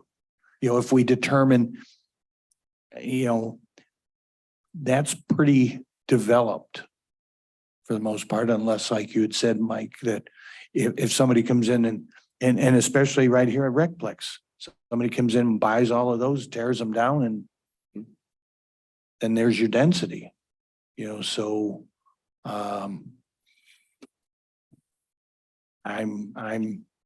I'm okay with the numbers. I hear what you're saying, but yet, why look 10 years out? I had to throw it out there. Oh, yeah, no, For I the agree. simple Oh, reason- yeah, no, absolutely. And, And and I'm always trying to look down the line, exactly. to somehow bring revenue in. And if I'm sitting here going over something that is bringing revenue in eventually with taxes and so on and so forth, with the hotels and everything else. Well, the only thing is though, everything there is already developed. I So as to understand that. what it would take, it'll be 10 years before anybody would even be thinking about doing anything. I believe, I mean, just like, schooners have been up for 10 years. I think the schooner project's like it at been least, up yeah. and down. Well, Just, so we yeah, have, just my part. Yeah, I hear you, but. our options are we can, recommend approval as it's written, or we can take a motion to recommend approval with raising that number of 60 to some other number. If we do make that change, we'll have to go revisit the ordinance we just previously passed. No big deal. Michael, I asked Jenny before if this could be revisited Mhm. 2-3 years down the road, and she said yes. Yeah. Correct? Oh, Yeah, for You sure. can always so bring this back. I'm just, Back later. Yeah. I mean, we could do it again or we could do it now. It just depends Yeah. on how you want to look at it. The only thing I wanted to say after Chuck, you made your point, and, Andrew mentioned like the scale and character and trying to maintain that. To your revenue point, the units per acre, right? That's gonna be more embedded in that revenue piece. scale and character are more dictated by height restrictions, floor area Setbacks. ratio, setbacks. So like, we could have the same geometric footprint, but what we're doing right now versus what John is mentioning is we're automatically saying, no, you cannot go past 60 units per acre, even if it's in the same footprint versus 85 units per acre. Okay, what does that look like for the revenue piece? Because that UPA is not going to really dictate, in my opinion, the character and scale of like what we're used to. It can only help with driving foot Well, traffic or Yep. revenue. And we had 75 before. Yeah, for the larger scale lots, Mhm. yeah. So my point is, if we were to increase it, I would not be worried about scale and character.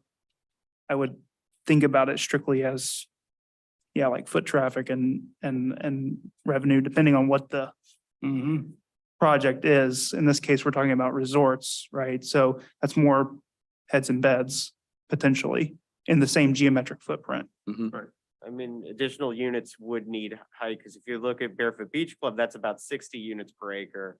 So if you think about if it was 75, to fit 75, you probably would need additional height, and height's always kind of been something that all kind of comes up as a controversial thing, and we want to make sure things are conforming.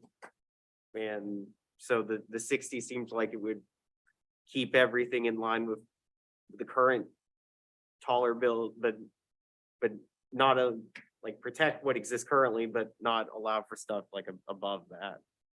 So, and then the other thing is like with Madeira Beach Town Center, which currently exists, and then the proposed Johns Pass Village Activity Center, there'll be opportunities for redevelopment for like temporary lodging uses that exist in different parts of the city that are more commercial.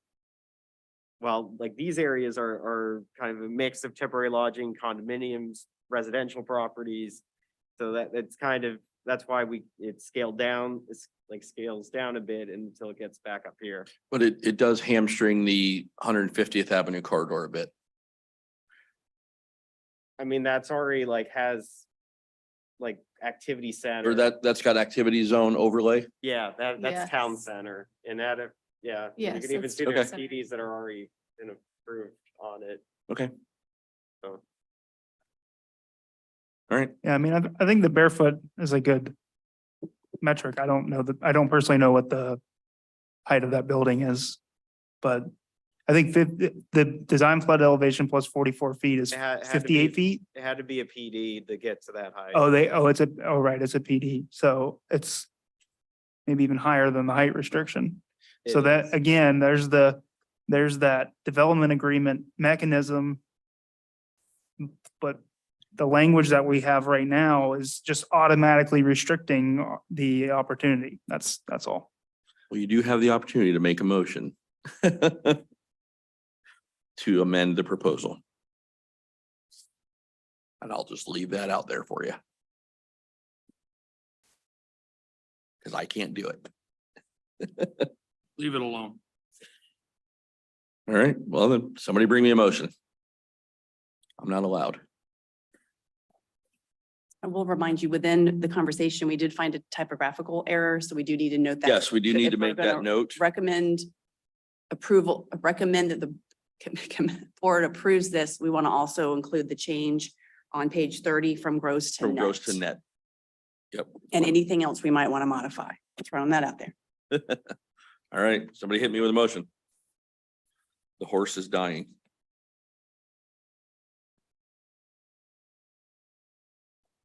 You're I got today. one final question though, as I'm looking here. I've gotten all twisted around in terms of we were before. Where are we at right now On which part? on what we have approved for the per acre, units Right here. per acre? This is what we have now. If it's less than an acre, You can do 45 units an acre. If it's 1 to 3 acres, 60 units, greater than 3 acres, 75 units. But we're doing away with that. Right, we're doing away with that. So now the proposal is with a development agreement, the alternative temporary units per acre would be 60 as a max. In no way could that ever be exceeded, even with a development agreement. Did I get that right? Thank you.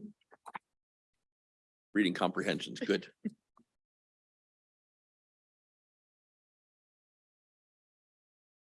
But that's where we were now. 1 to 3 acres is 60. Right, So Yes. but we're not doing a sliding scale. It's not if it's less than or more than, it's just gonna be 60. Mhm. 60 per acre, Correct. which is where we are right now. And there's a thought of moving it up to 75. Or somewhere in between. Is that, and I'm just kind of trying to follow. Yeah, that's what John was talking about. Because the maximum from the county is like 125 and we're at 60. And theirs is on a sliding scale. Yeah, they similar do, to what right, Ours right, was. right. So that 125 was like the greater than 3 acres. But the sliding scale is also associated with floor area, right? Like they have to be in alignment. Yes, let me. pull up. Sorry, I didn't mean to add more complication here. So yeah, they have that sliding scale. It's 2.2 to 4, and that's depending on how much land area you have. Yeah. Same for the 70 to 125. That's why you have that range.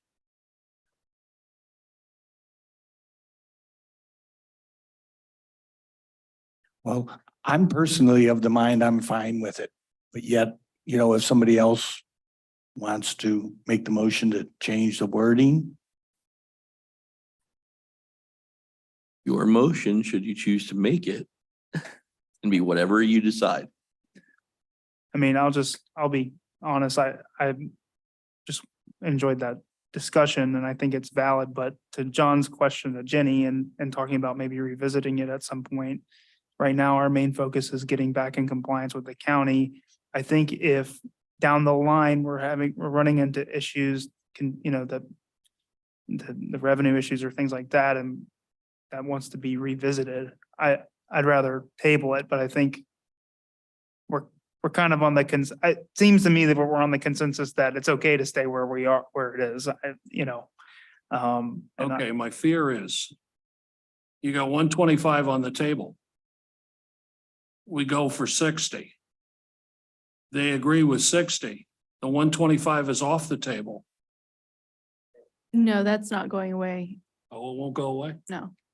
But not we like would you have have to a amend our one-time shot. ordinances Yeah. later. You would have to amend it Alright, just the so same just- way that we're doing it right now, it is technically off the table by right Right. for now. with the development agreement, Yes. for now. Right. How many more layers do we want? I mean, I think the important thing is until like town center is fully built out or John's Pass Village Activity Center plan happens and that reaches some sort of build out and there's more then it would probably be okay to go back and look at, but as of right now, there's a lot of other places in Madeira that or even right now with town center that have the opportunities for some of those like for some of the temporary lodging uses at a higher density that haven't even been built out yet, like the Winn-Dixie over there. Like it's that could be redeveloped, but it isn't, it's currently just a one-story shopping center. So that's what I mean, there are opportunities currently in the city that haven't. So like until like we reach a full build where we have to look back at it. But I don't think the 60 units would be like a prohibiting factor for redevelopment. And it, because there are projects that have been built in the last 10 years to that density. It seems a little like, it's a little too hypothetical at this time almost to wanna, increase without. I think to your point, there's still opportunities outside of what we're talking about with R3 that could see these, see proposals for, in the future. Okay. Anyway, Is that your motion? no, it's not. Okay. So I'm trying here. I can, Trying. I'll make the motion. All right. okay. I'll make the motion to approve and pass on to the Board of Commissioners, ordinance 2023-26 R3 medium density multifamily residential zoning district to be consistent with the countywide plan with a spelling change. Have a word change on page 30 of the packet. It's section 110-236, subparagraph B. You want that to say net land instead of gross land. And you can just say like, yeah, what she said. With that, Yeah, that's good. with that Okay. restriction. So we have a motion. Do we have a second? Second. All right, we have a motion and a second to recommend for approval ordinance 2023-26 with the amendment to change the word from gross to net on section 110-236 subparagraph B. Good. Let's call for a vote. Mr. Chairman, may I Sir. ask, should be a request for audience participation? You are correct, sir. Oh. Thank you for that. Anyone in the audience wish to participate? Seeing none? Thank you. I appreciate that. I always forget that. Thank you. All right, now we can call for a vote. Commissioner Dillon, Yes. Commissioner LaRue, Yes. Commissioner Mar, No, Commissioner Gavaki, Yes. Commissioner Connolly, Yes. Chairman Whitcoff, Yes. So the motion passes. Thank you, everyone, for your spirited discussion. Okay. On to C, ordinance 2023-26, R3 medium density multifamily residential zoning district to be consistent with the countywide plan. 26 or 27? Sorry, Which ordinance 20? 27. I'm sorry, 20. Oh, I read the wrong one. We're on D. We're moving right along at the speed of smell. I got nervous. 2023-27, C1 tourist commercial zoning district to be consistent with the countywide plan. Thank you. Ordinance 2023-27, an ordinance of the city of Madeira Beach, Florida, amending Division 5, C1 Tourist Commercial of Article 5 Districts of Chapter 110 zoning of the city's land development code to amend the purpose and intent of C1 district, revise permitted uses to include residential, vacation rental, personal service, office support, retail, commercial, business service, commercial, and temporary lodging, delete commercial, recreation, and entertainment facilities as special exception uses, add institutional and commercial recreation as special exception uses, add retail, commercial, and residential dwelling units to building site requirements and maximum density for vacation rental units and temporary lodging units in section 110-260, revise reference for permitted uses of side yards and setback requirements, amend maximum lot coverage provisions, add special requirements for alternative temporary lodging use standards and institutional uses other than public educational facilities, provide for conflict, severability, and codification, and providing for an effective date. Thank you. All right, this looks very similar. We're inputting the new definitions that we talked about in 23-19. And then putting in the by right, what you can build, and including the alternative temporary lodging use standards. Okay, anyone from our audience have anything to add? I remembered it this time. I forgot the whole part. We're good? Okay. My planning commission members, what say you? Okay, so this is going back to the old plans of where we had before. It's the traditional village area and the commercial core. Just a second. This is C1, This is which only C1. applies to Johns Pass Village, right? Not including Yes. the boardwalk. Yes. This pink area. Just the down pink here. area in the middle, which goes back to one of the last ones that was the combination of traditional village area and the commercial core. I think you might have the activity center. Yeah. Yeah, yeah, it's the activity center. Oh.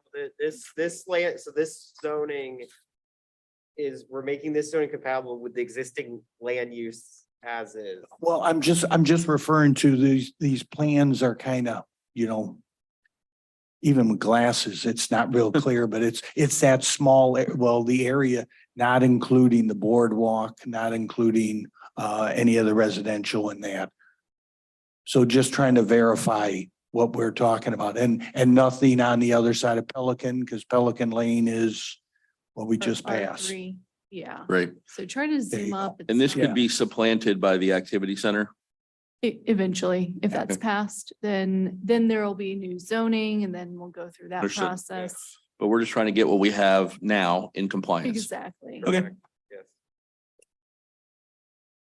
All right. So then with that, I have one question in terms of page 40. That the maximum building height is 34 feet. So where the other one was 44, this is 34. Yes. So to kind of calm down all of John's Pass activity, rabble rousers, there's a restriction of 34 feet. Yes. And just kind of confirming that, which a lot of this is all the questions and comments and stuff that I got, trying to verify what we're talking about.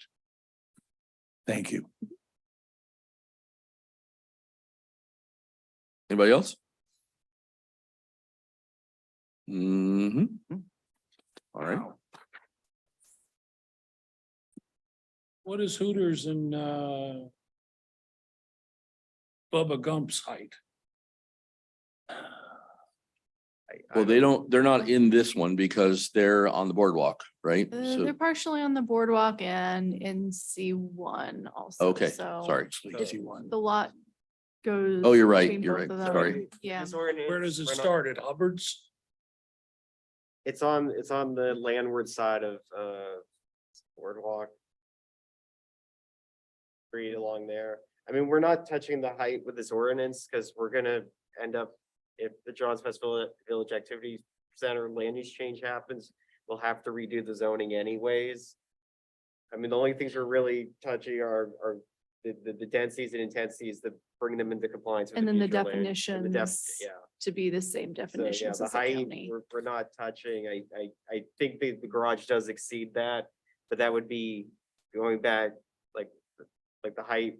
We want to look at it later if that land use change happens down there. But I don't know the height off the top of my head for that building.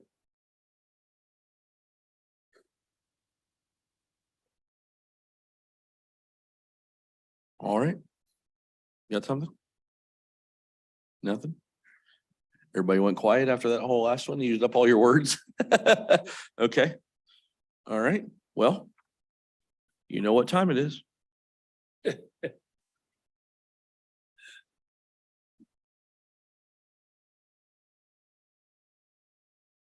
I'll make a motion. All right. I'll make a motion to recommend to the Board of Commissioners approval of ordinance 2023-27 C1 Tourist Commercial Zoning District to be consistent with the countywide plan. Anyone with a second? I'll second it. Thank you, Mr. Connolly. We have a motion and a second. Any other discussion on the motion? Let's call the vote, please. Commissioner LaRue, Yes. Commissioner Connolly, Yes. Commissioner Dillon, Yes. Commissioner Mar, Yes. Commissioner Gavahi, Chairman Wyckoff, Yes. Motion passes. Thank you. All right, we're getting there. Next item is ordinance 2023-28. C2 Johns Pass Marine Commercial Zoning District to be consistent with the countywide plan. Ms. Meyer, please. Ordinance 2023-28, an ordinance of the city of Madeira Beach, Florida, amending Division 6, C2 Johns Pass Marine Commercial of Article 5 Districts of Chapter 110 zoning of the city's land development code to amend the purpose and intent of the C2 district, delete rental and add commercial recreation, and rental commercial as permitted uses, delete the C2 Johns Pass Marina Commercial District special requirements, providing for conflict severability and codification, and providing for an effective date. Thank you very much. This is very similar, just inputting the definitions that we talked about before. And then there's a conflict with the special requirements with the setback requirements. So removing that as well. All right, any member of our audience wish to step up and provide us with any comments? Seeing none? Planning I Commission member? got verification, C2 is just basically the boardwalk, correct? Yes.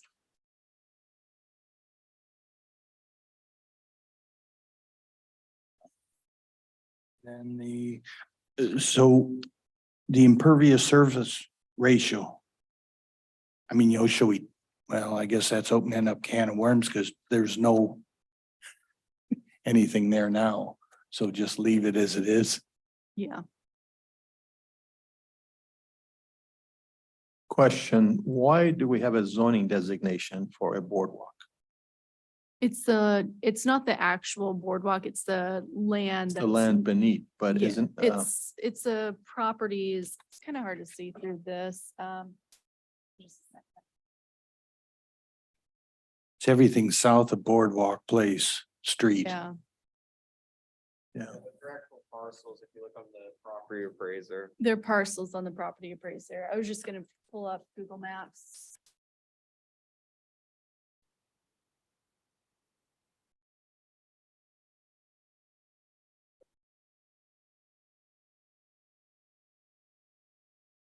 These parcels right here. So it's not the actual, oh, I see, just the boardwalk, it's Okay. these properties right here. thank you. So in other words, it's everything in front of the boardwalk also. It's Yes. everything that like faces the boardwalk, all the properties What I along meant by here. the businesses, Yes. the pirate ship, the jet skis, Mm-hmm. the fishing boats, the charter Yes. boats, Hubbard.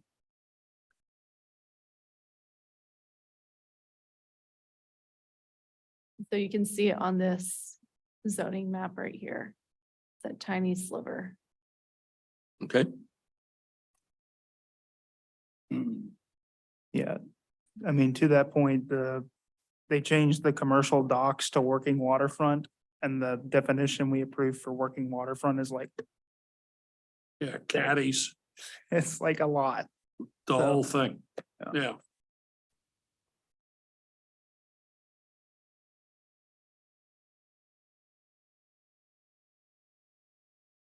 So it'll be the boardwalk out. Or both sides of the boardwalk. It's the land on the landward side of the boardwalk.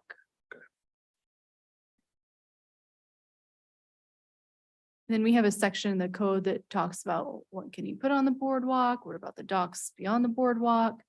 This is really the land. Is that entirely a seawall along the water? Or I think there's a portion of it that may be considered probably submerged land during high tide.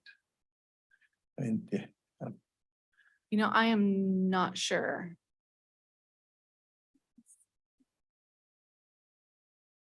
Yeah, we'd have to Could pull up have the property. Property appraiser. I can. Andrew's gonna pull up the property appraiser website.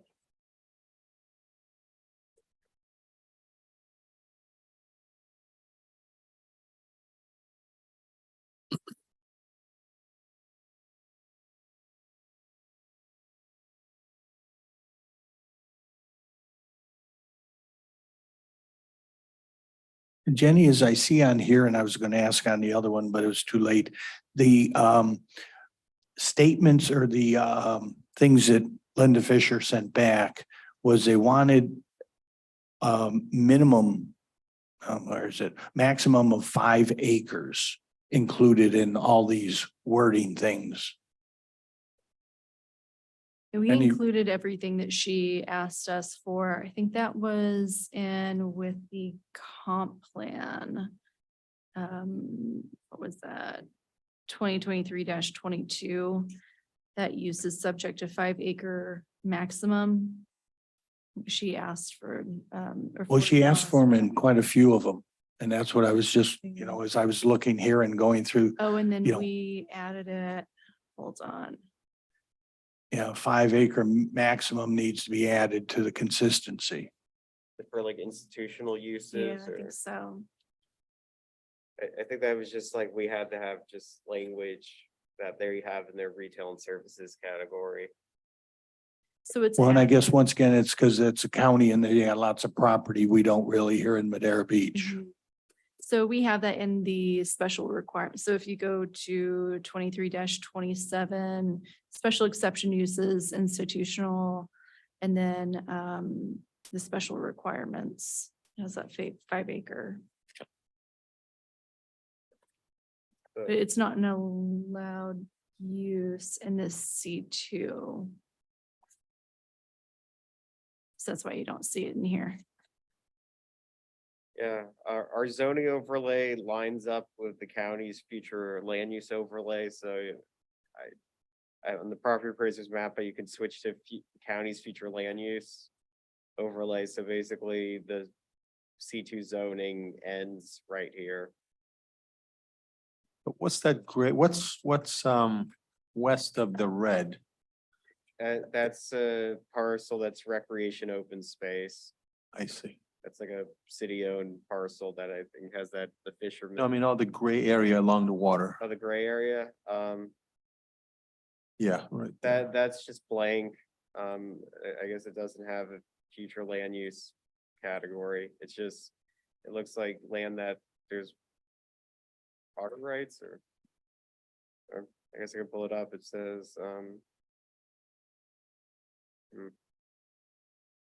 says submerged land.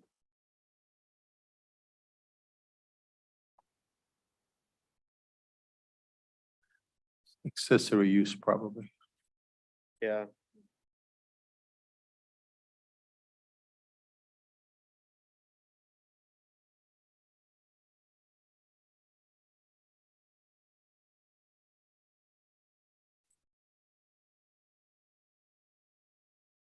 Kind of quiet. Thank Can I make a motion? You may. All right. Are we 28, right? Yeah. Make a motion to recommend to the Board of Commissioners approval of ordinance 2023-28 C2 Johns Pass Marine Commercial Zoning District to be consistent with the county-wide plan. Thank you for the motion. Need a second. I second it. Thank you, Mr. Dillon. Any discussion on the motion? Seeing none, we'll call the roll. Commissioner LaRue, Yes. Commissioner Dillon, Yes. Commissioner Connolly, Yes, Commissioner Mar, Yes. Commissioner Gavahi, Yes. Chairman Whitehop. Yes. Motion carries. Thank you. Next item, ordinance 2023-29 C3 Retail Commercial Zoning District to be consistent with the county-wide plan. This is a long one. Everyone get ready.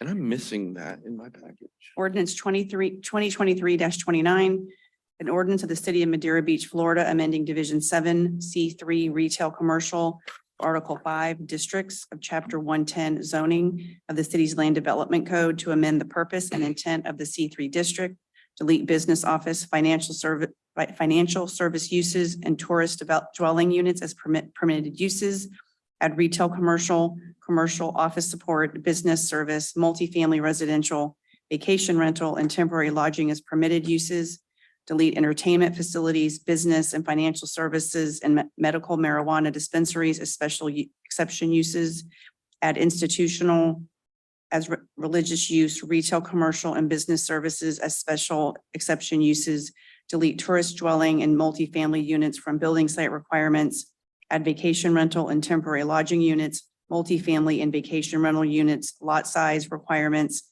and revise lot width requirements for residential vacation rental units and temporary lodging units within building site requirements in section 110-320, revise the density requirements for residential or vacation rental dwelling units, add reference to alternative temporary lodging use standards in CG and ROR future land use categories, amend maximum lot coverage to allow for non-residential commercial use only, delete tourist dwellings and add temporary lodging to buffering requirements, add requirements for vacation rentals and temporary lodging units and special requirements, providing for conflict, severability, and codification, and providing for an effective date.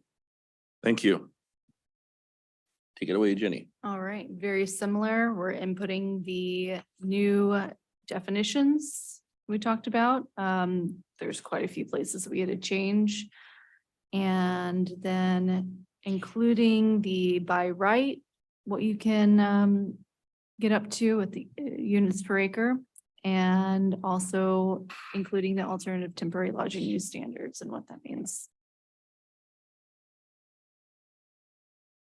So in summary, it's just like these last ones, it's literally changing the language to be in compliance with the things that we've already approved today. Or recommended for approval, Yes. excuse me. Good summary. Yeah.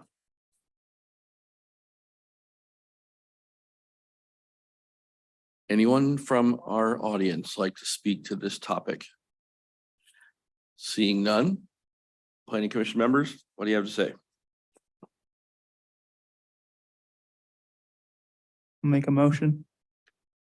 All right. I'd like to make a motion for recommendation of approval to the Board of Commissioners for ordinance 2023-29 C3 retail commercial zoning district to be consistent with the countywide plan. We have a second. Second. We have a second. Any other discussion on the motion? Let's call the roll, please. Commissioner LaRue, Yes. Commissioner Mar, Yes. Commissioner Dillon, Yes. Commissioner Connolly, Yes, Commissioner Gavahi, Yes. Chairman Wyckoff. Yes, motion carries. Thank you. And our last item up for bids, ordinance 2023-30 C4, Marine Commercial Zoning District to be consistent with the countywide plan. Ms. Meyer, please. Ordinance 2023-30, an ordinance of the city of Madeira Beach, Florida, amending Division 8, C4 Marine Commercial of Article 5, Districts of Chapter 110 zoning of the city's land development code to amend the purpose and intent of the C4 district, delete restaurants, tourist dwelling units, and retail as permitted uses, add retail, commercial, temporary lodging units, commercial business service use, and residential and vacation rental units as permitted uses, delete entertainment facilities and financial services and add commercial, business service and institutional as religious use as special exception uses, delete tourist dwelling and add temporary lodging and vacation rental units to building site requirements and maximum density in section 110-350, add reference to alternative temporary lodging use standards in CG and ROR future land use categories, delete tourist dwelling units and add temporary lodging units in building setback requirements, amend maximum lot coverage provisions to delete reference to temporary lodging uses, amend buffering requirements for temporary lodging, add special requirements for vacation rentals and temporary lodging units, provide for conflict, severability, and codification, and providing for an effective date. Thank you very much. Jenny? All right, this looks exactly like the other ones, inputting in the new definitions, saying what your by right standards are, and then that development agreement, alternative temporary lodging use standards. Where are all the C4 areas and how many do we have? Because I know that was a discussion a while back on, where the marine, There really C4 aren't areas. many. It's close to the. And There we there we go. go. So it's all these like maroon areas. So there's one here, over here. And then this is Madeira Bay, Yeah. and I believe that's it. It's really That's not Madeira many. Bay, Snug Harbor, and Fish the Busters. Fish Busters. so you have three.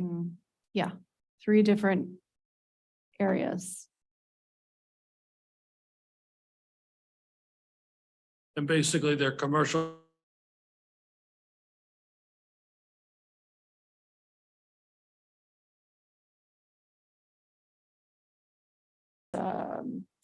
Both the residential office retail and the commercial general.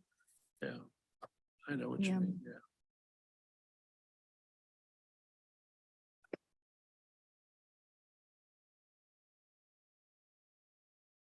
Can I ask for audience participation?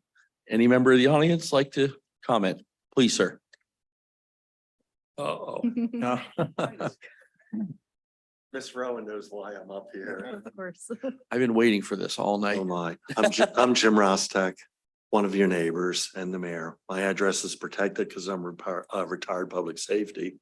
I'm here to talk about this because this is all because I don't want to take more than 2 minutes, but this may, I'm sorry. We've had a problem property that there's a complaint that's been ongoing for probably 18 months now. Probably, and has to do, I've been here before, the drug activity and all of the nastiness that, but they've cleaned that up. That's good. I understand the working waterfront, that they need that. However, the problem that I have personally and all of my neighbors, which we're probably talking 30 million in real estate holdings, have is the noise that it all started out 2012. Right before we bought our lot, they started bringing in various containers, no permits. There's multiple structures on the property that cannot be permitted. They're not FEMA compliant, they're not tied down and things like that. I fully understand that they need some of this stuff to work. However, the reason I'm up here is there are no protective measures for the residents in this ordinance. And you have the fish processing place out on 150th. There's no residential properties around it. You have the city marina. There's no residential properties close by. So the problem is, well, it's multifaceted, but the biggest problem is the fact that how noise travels across water. It slows down and amplifies. That's problem number one. Problem number two, the machinery, the huge ice machine that they have runs 24/7. Its normal decibel level measured from my pool is 55 to 65 decibels, 24 hours a day. Normal conversation of what we're having here is about 35 or so. When you go home tonight, I want you to find a music genre that you hate. Every time you walk outside, I want you to listen to it. That's how obnoxious this is. It's no one's fault. I mean, other than the business owner that brought this stuff in illegally. I'm the one that dropped the bomb on it. Unfortunately, the city, well, it's fortunate that the city wants to work with them and try to come up to some type of an agreement, but there needs to be protective measures in here, limited hours of operation when they close for the day, and it's usually 5 o'clock, everything gets shut down. So the residents can have their quiet time too. Right now, we've got nothing. When I walk the dog around the circle, which is 400, 500, 600 foot away, I can hear this thing. And so can the neighbors. So all I'm asking for is if you could potentially look at modifying this and add protective measures, because you only have one property and it's the Fish Busters, 13625 Gulf Boulevard. It backs up the multiple residential properties. And that's all I'm asking for. Please. Thank you. Thanks for your comments. All right. Anyone else from our audience? Ha, nobody. Okay. Planning commissioners? What do you got? Hours of operation modification? Is that something that can be That's, put in a land use ordinance? that's the building department, isn't it? Well, some of it sounds to be a code enforcement Code issue? enforcement. With the decibels, that would be code enforcement. with the noise would be a code enforcement issue potentially, I guess, which a little bit outside of our purview. But unless there's an ordinance against it, the code enforcement can't enforce. Well, we have a noise ordinance in the city. But the hours of operation, Nancy, do you know where that would fit best? No, but we'll figure it out. Let me kind of read through what's already in this particular one. I only read the Have red. the special requirements. I don't know if we would be able to add it there. If we're able to add it in the zoning, if that might be the best area, but I'm not sure if we can add it in the zoning. I mean, we've got three areas that fit this, right? Based on our This is the property in the middle. our crayons, Yeah, the the middle. colors here. Potentially, the one to the south could also be a problem because right across that little bayou, the basin there are all residential properties on Pocasega Drive, right?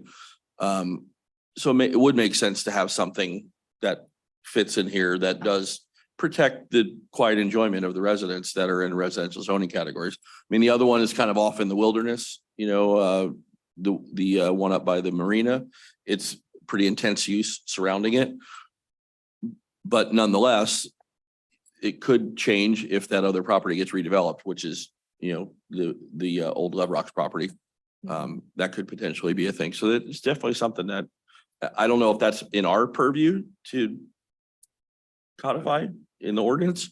Well, That's really, something we is, can is do. there anything we can do or that can be done in this stage? I mean, because as I'm looking, I'm sure the setbacks, they don't meet the setbacks. So, but are They're they non-conforming, grandfathered in? yeah. So they're non-conforming, legally non-conforming. So, and I know the marina, well, when last administration was looking to put up the boat building. Behind And Drive, yeah. there's too many issues with different properties there or different areas that were made up that property. So I mean, I'm just asking, is there anything, can we do at this point with what we've got here? Or is it not kick the can down the road? But I know these issues, the C4 has been an issue for quite a while. So if you look at page 71, section 110-355 buffering requirements, it does say that the building should be designed to minimize their impacts on the adjacent residential uses. On paragraph A, and subparagraph B also mentions, existing curb cuts and things should be reoriented to minimize negative impact on adjacent properties. I mean, so it's sort of there. And I don't know that there's anything we can, unless Nancy has some insight, I don't know if there's anything we can do in this ordinance. It's a land use, not a code issue. I'm agreeing with you. I'm trying to find other examples within your code of where that you maybe done some hours of operation or some kind of requirements to kind of see a location where that might, obviously not right here, right now, but could be addressed. And I'm not really finding anything quickly as I'm trying to locate that. What you could do if there's an interest in doing that, putting some kind of hour operation here, if the person making the motion's interested and it's agreed to, it could be recommending this go to the council with that provision should the city attorney confirm that it's the right location for it. If that makes sense. I don't think it is, but I don't want to give that to you without having more time to really look into it. So we're a recommendatory body. Right. So all we would be doing is recommending that Okay. this potential issue be addressed by Yep. the Board of Commissioners, Yeah. correct? Yep. I mean, I don't see any harm in subject to legal review. Yes. So I mean, if somebody were to make a motion and try to add something to that effect in there, I don't see the harm in it. 'Cause if it wasn't, because we're only recommendatory, we don't Right. make, It's not going to become, and we don't make laws here. Yeah. Right. It's gonna be recommended and then, but then that time, Mr. Trask or myself can look further. But at into least it becomes, something to look it. at. Doesn't get lost. Yeah. Okay. If the Like it. council, if the board's Could, interested. in it. let me ask you a question. Could the city maybe send a letter to the ownerships? I'm pretty sure that's been done. And to Mr. Rostek's point, there are some things there that are perceived, whether they are or aren't, I don't know, illegal, whether they're storage pods or whatever. I mean, if they're not permitted, that's not anything that won't change with whatever we're doing. What we're doing would be something prophylactic, for lack of a better term, right?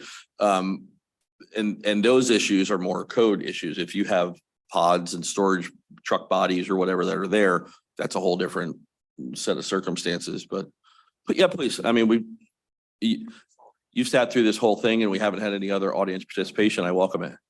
Thank you. with the working waterfront, all of these buildings are going to be allowed to stay, if I remember correctly. No, they would, we No. would still have to amend the setbacks and the accessory structures. Okay, That but doesn't check it off and say, okay, we're good. Okay, We're good to but- go. This is really just compliance with the county and making sure the definitions are consistent with the county's definitions.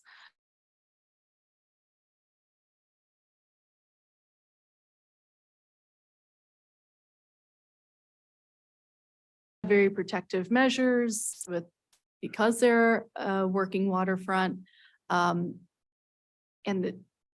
the structures are unpermitted, or some of them are unpermitted. And we're trying to figure out how to go about that because there are, I believe it's with the health and safety requirements. They have to have a shaded structure. It has to be in this area. So it's a very tricky subject that will come back before Planning Commission and BOC. This does not affect any of that. okay, It's really the setback issue. it is, but with the Yeah. working waterfront, reading the language, they're going to be allowed to move that to the water's edge, correct? That would still have to be written in the setback Sure, but and then approved in the setback if yeah, that's allowed. yeah, but you got to That doesn't remember, Give you the go ahead to do Yeah. that. yeah, the non-conforming with structures, that means they were put there before there were land development regulations. These structures were put there, and you can look on Google Earth Pro and see when they were put there. All of this has been brought to the city's attention, and the residents have gotten no traction after a meeting. I don't know, we had 16 to 18 residents there, and the city has done nothing, and they're getting a little bent out of shape about the noise. Yeah. So I'm just bringing it forward that there has to be some common ground here. They need to be able to conduct business, even though they went about what they did illegally. And they did. However, we've got to find that middle ground, and there's got to be protective measures somehow for the residents. We shouldn't have to suffer because they did illegal things to expand their business on after hours. Thank Yeah. you. You should call the mayor. Okay. No, kidding. So once again, we're I kind of appreciate in your a, comments. in a sticky situation because we need to approve this, passing it along, because if we don't approve it, then we got the situation of what do we deal with the county? So, but yet, I This guess is so. Not, Yeah. this does not remedy that situation. This is just, okay, we're changing the definitions with the same definitions as the Can we county. put it on your radar to bring this up for a future? It's already on my radar. Okay. It's a very tricky situation. Right.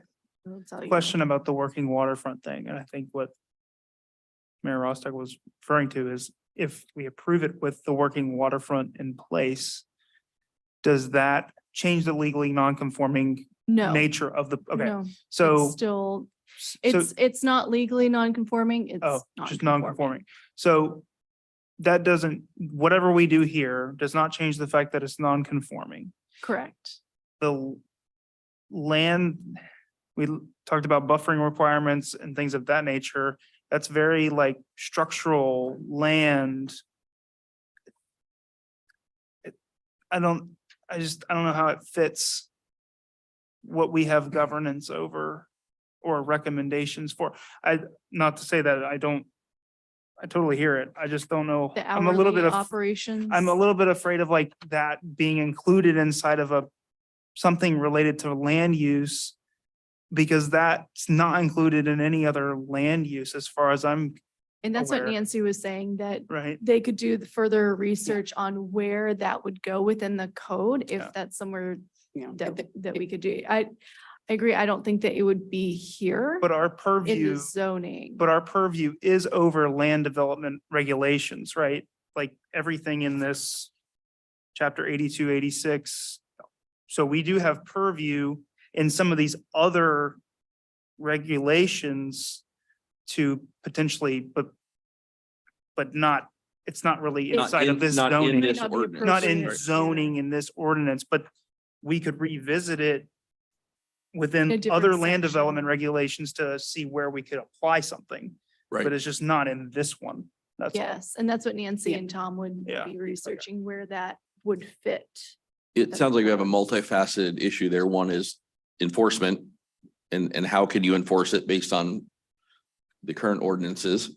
Mhm. And then preventative down the line, but within this ordinance that we're addressing, it's strictly what the building looks like, how big it can be, what the buffering requirements are, more of the structural elements of the building, not the actual ongoing use or, hours of operation type stuff. That's not in this, that's outside of this section. Yeah. right? How could we?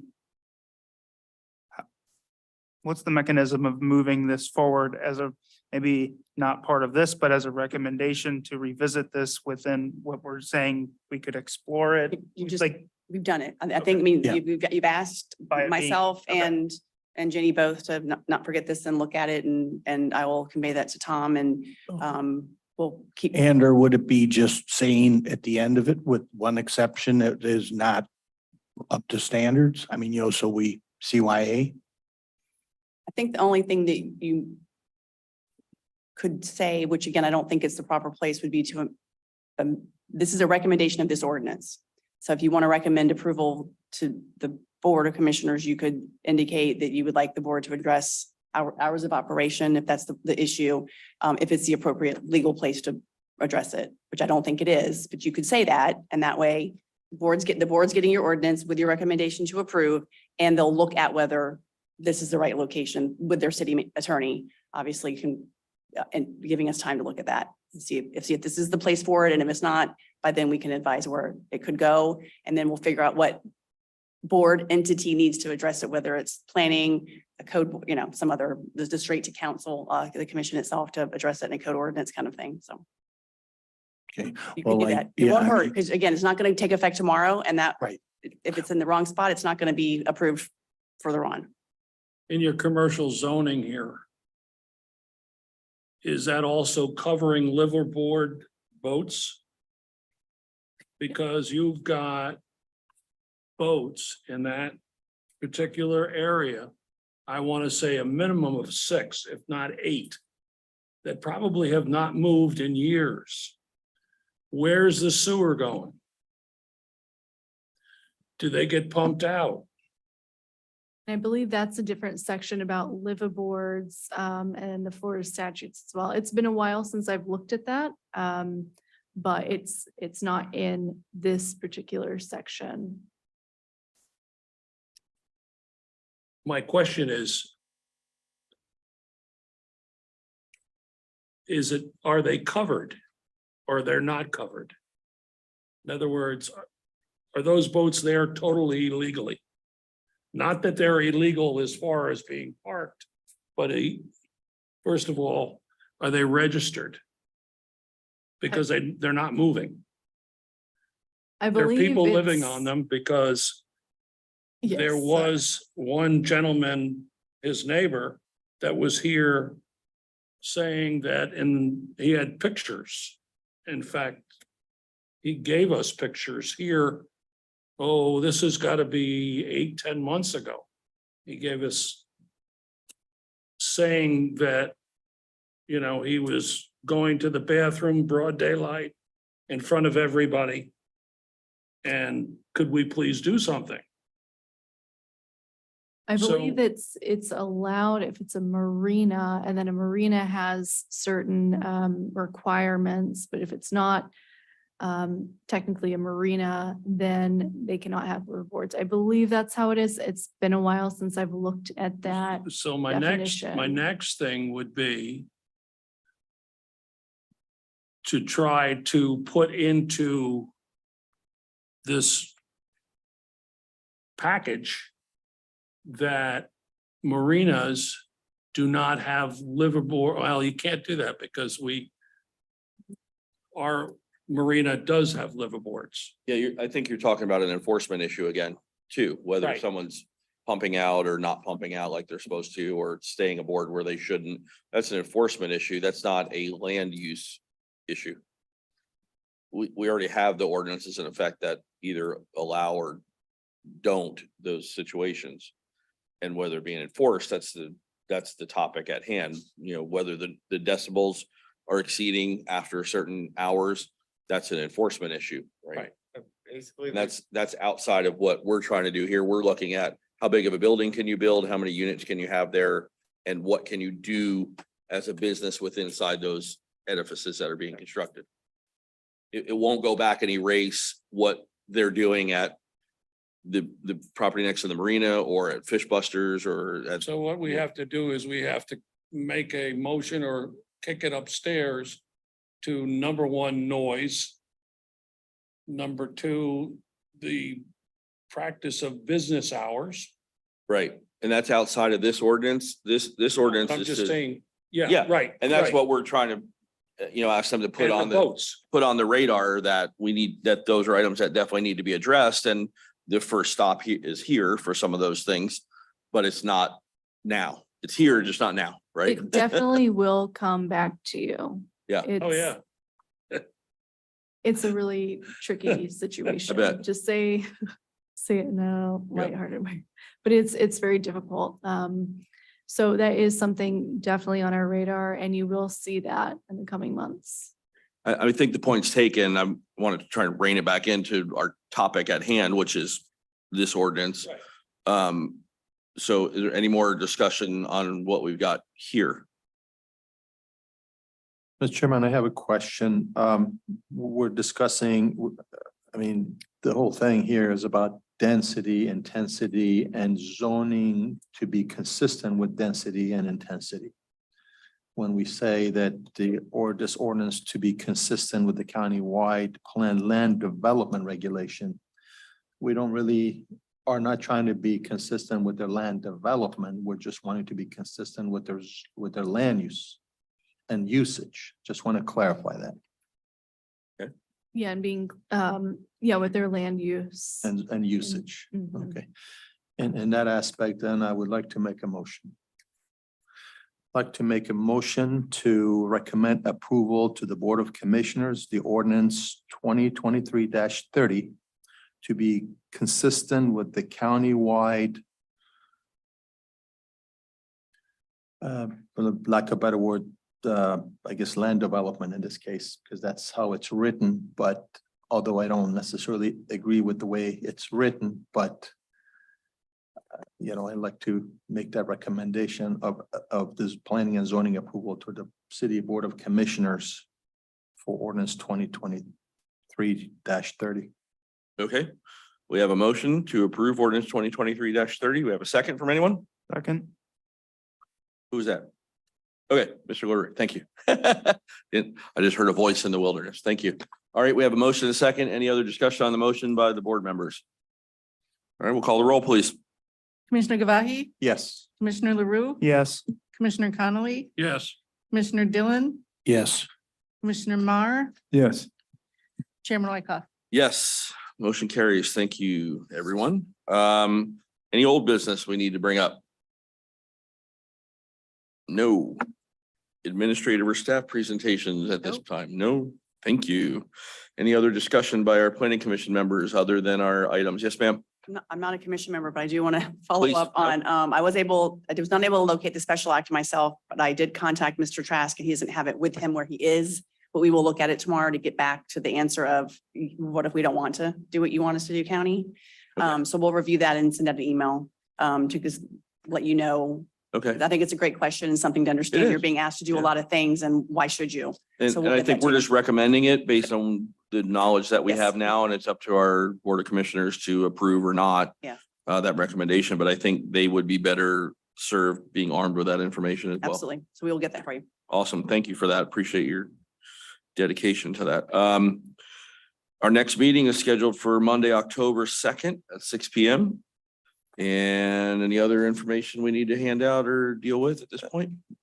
Good, No. good. Everybody that. Mr. good? Chairman, I was going to say, Sir, as I was pulling up, I noticed there was no parking spaces. I know I'm in Winn-Dixie myself. I hope they don't tell me. So I thought to myself, oh my God, these chambers are, this chamber is. full- That's full of exactly what a I whole bunch thought. of people. I was waiting for the sheriff to be at the door and all that. And then we only have the mayor with us. It's unbelievable. All right, so that's it. Meeting's adjourned. Thank you, everyone.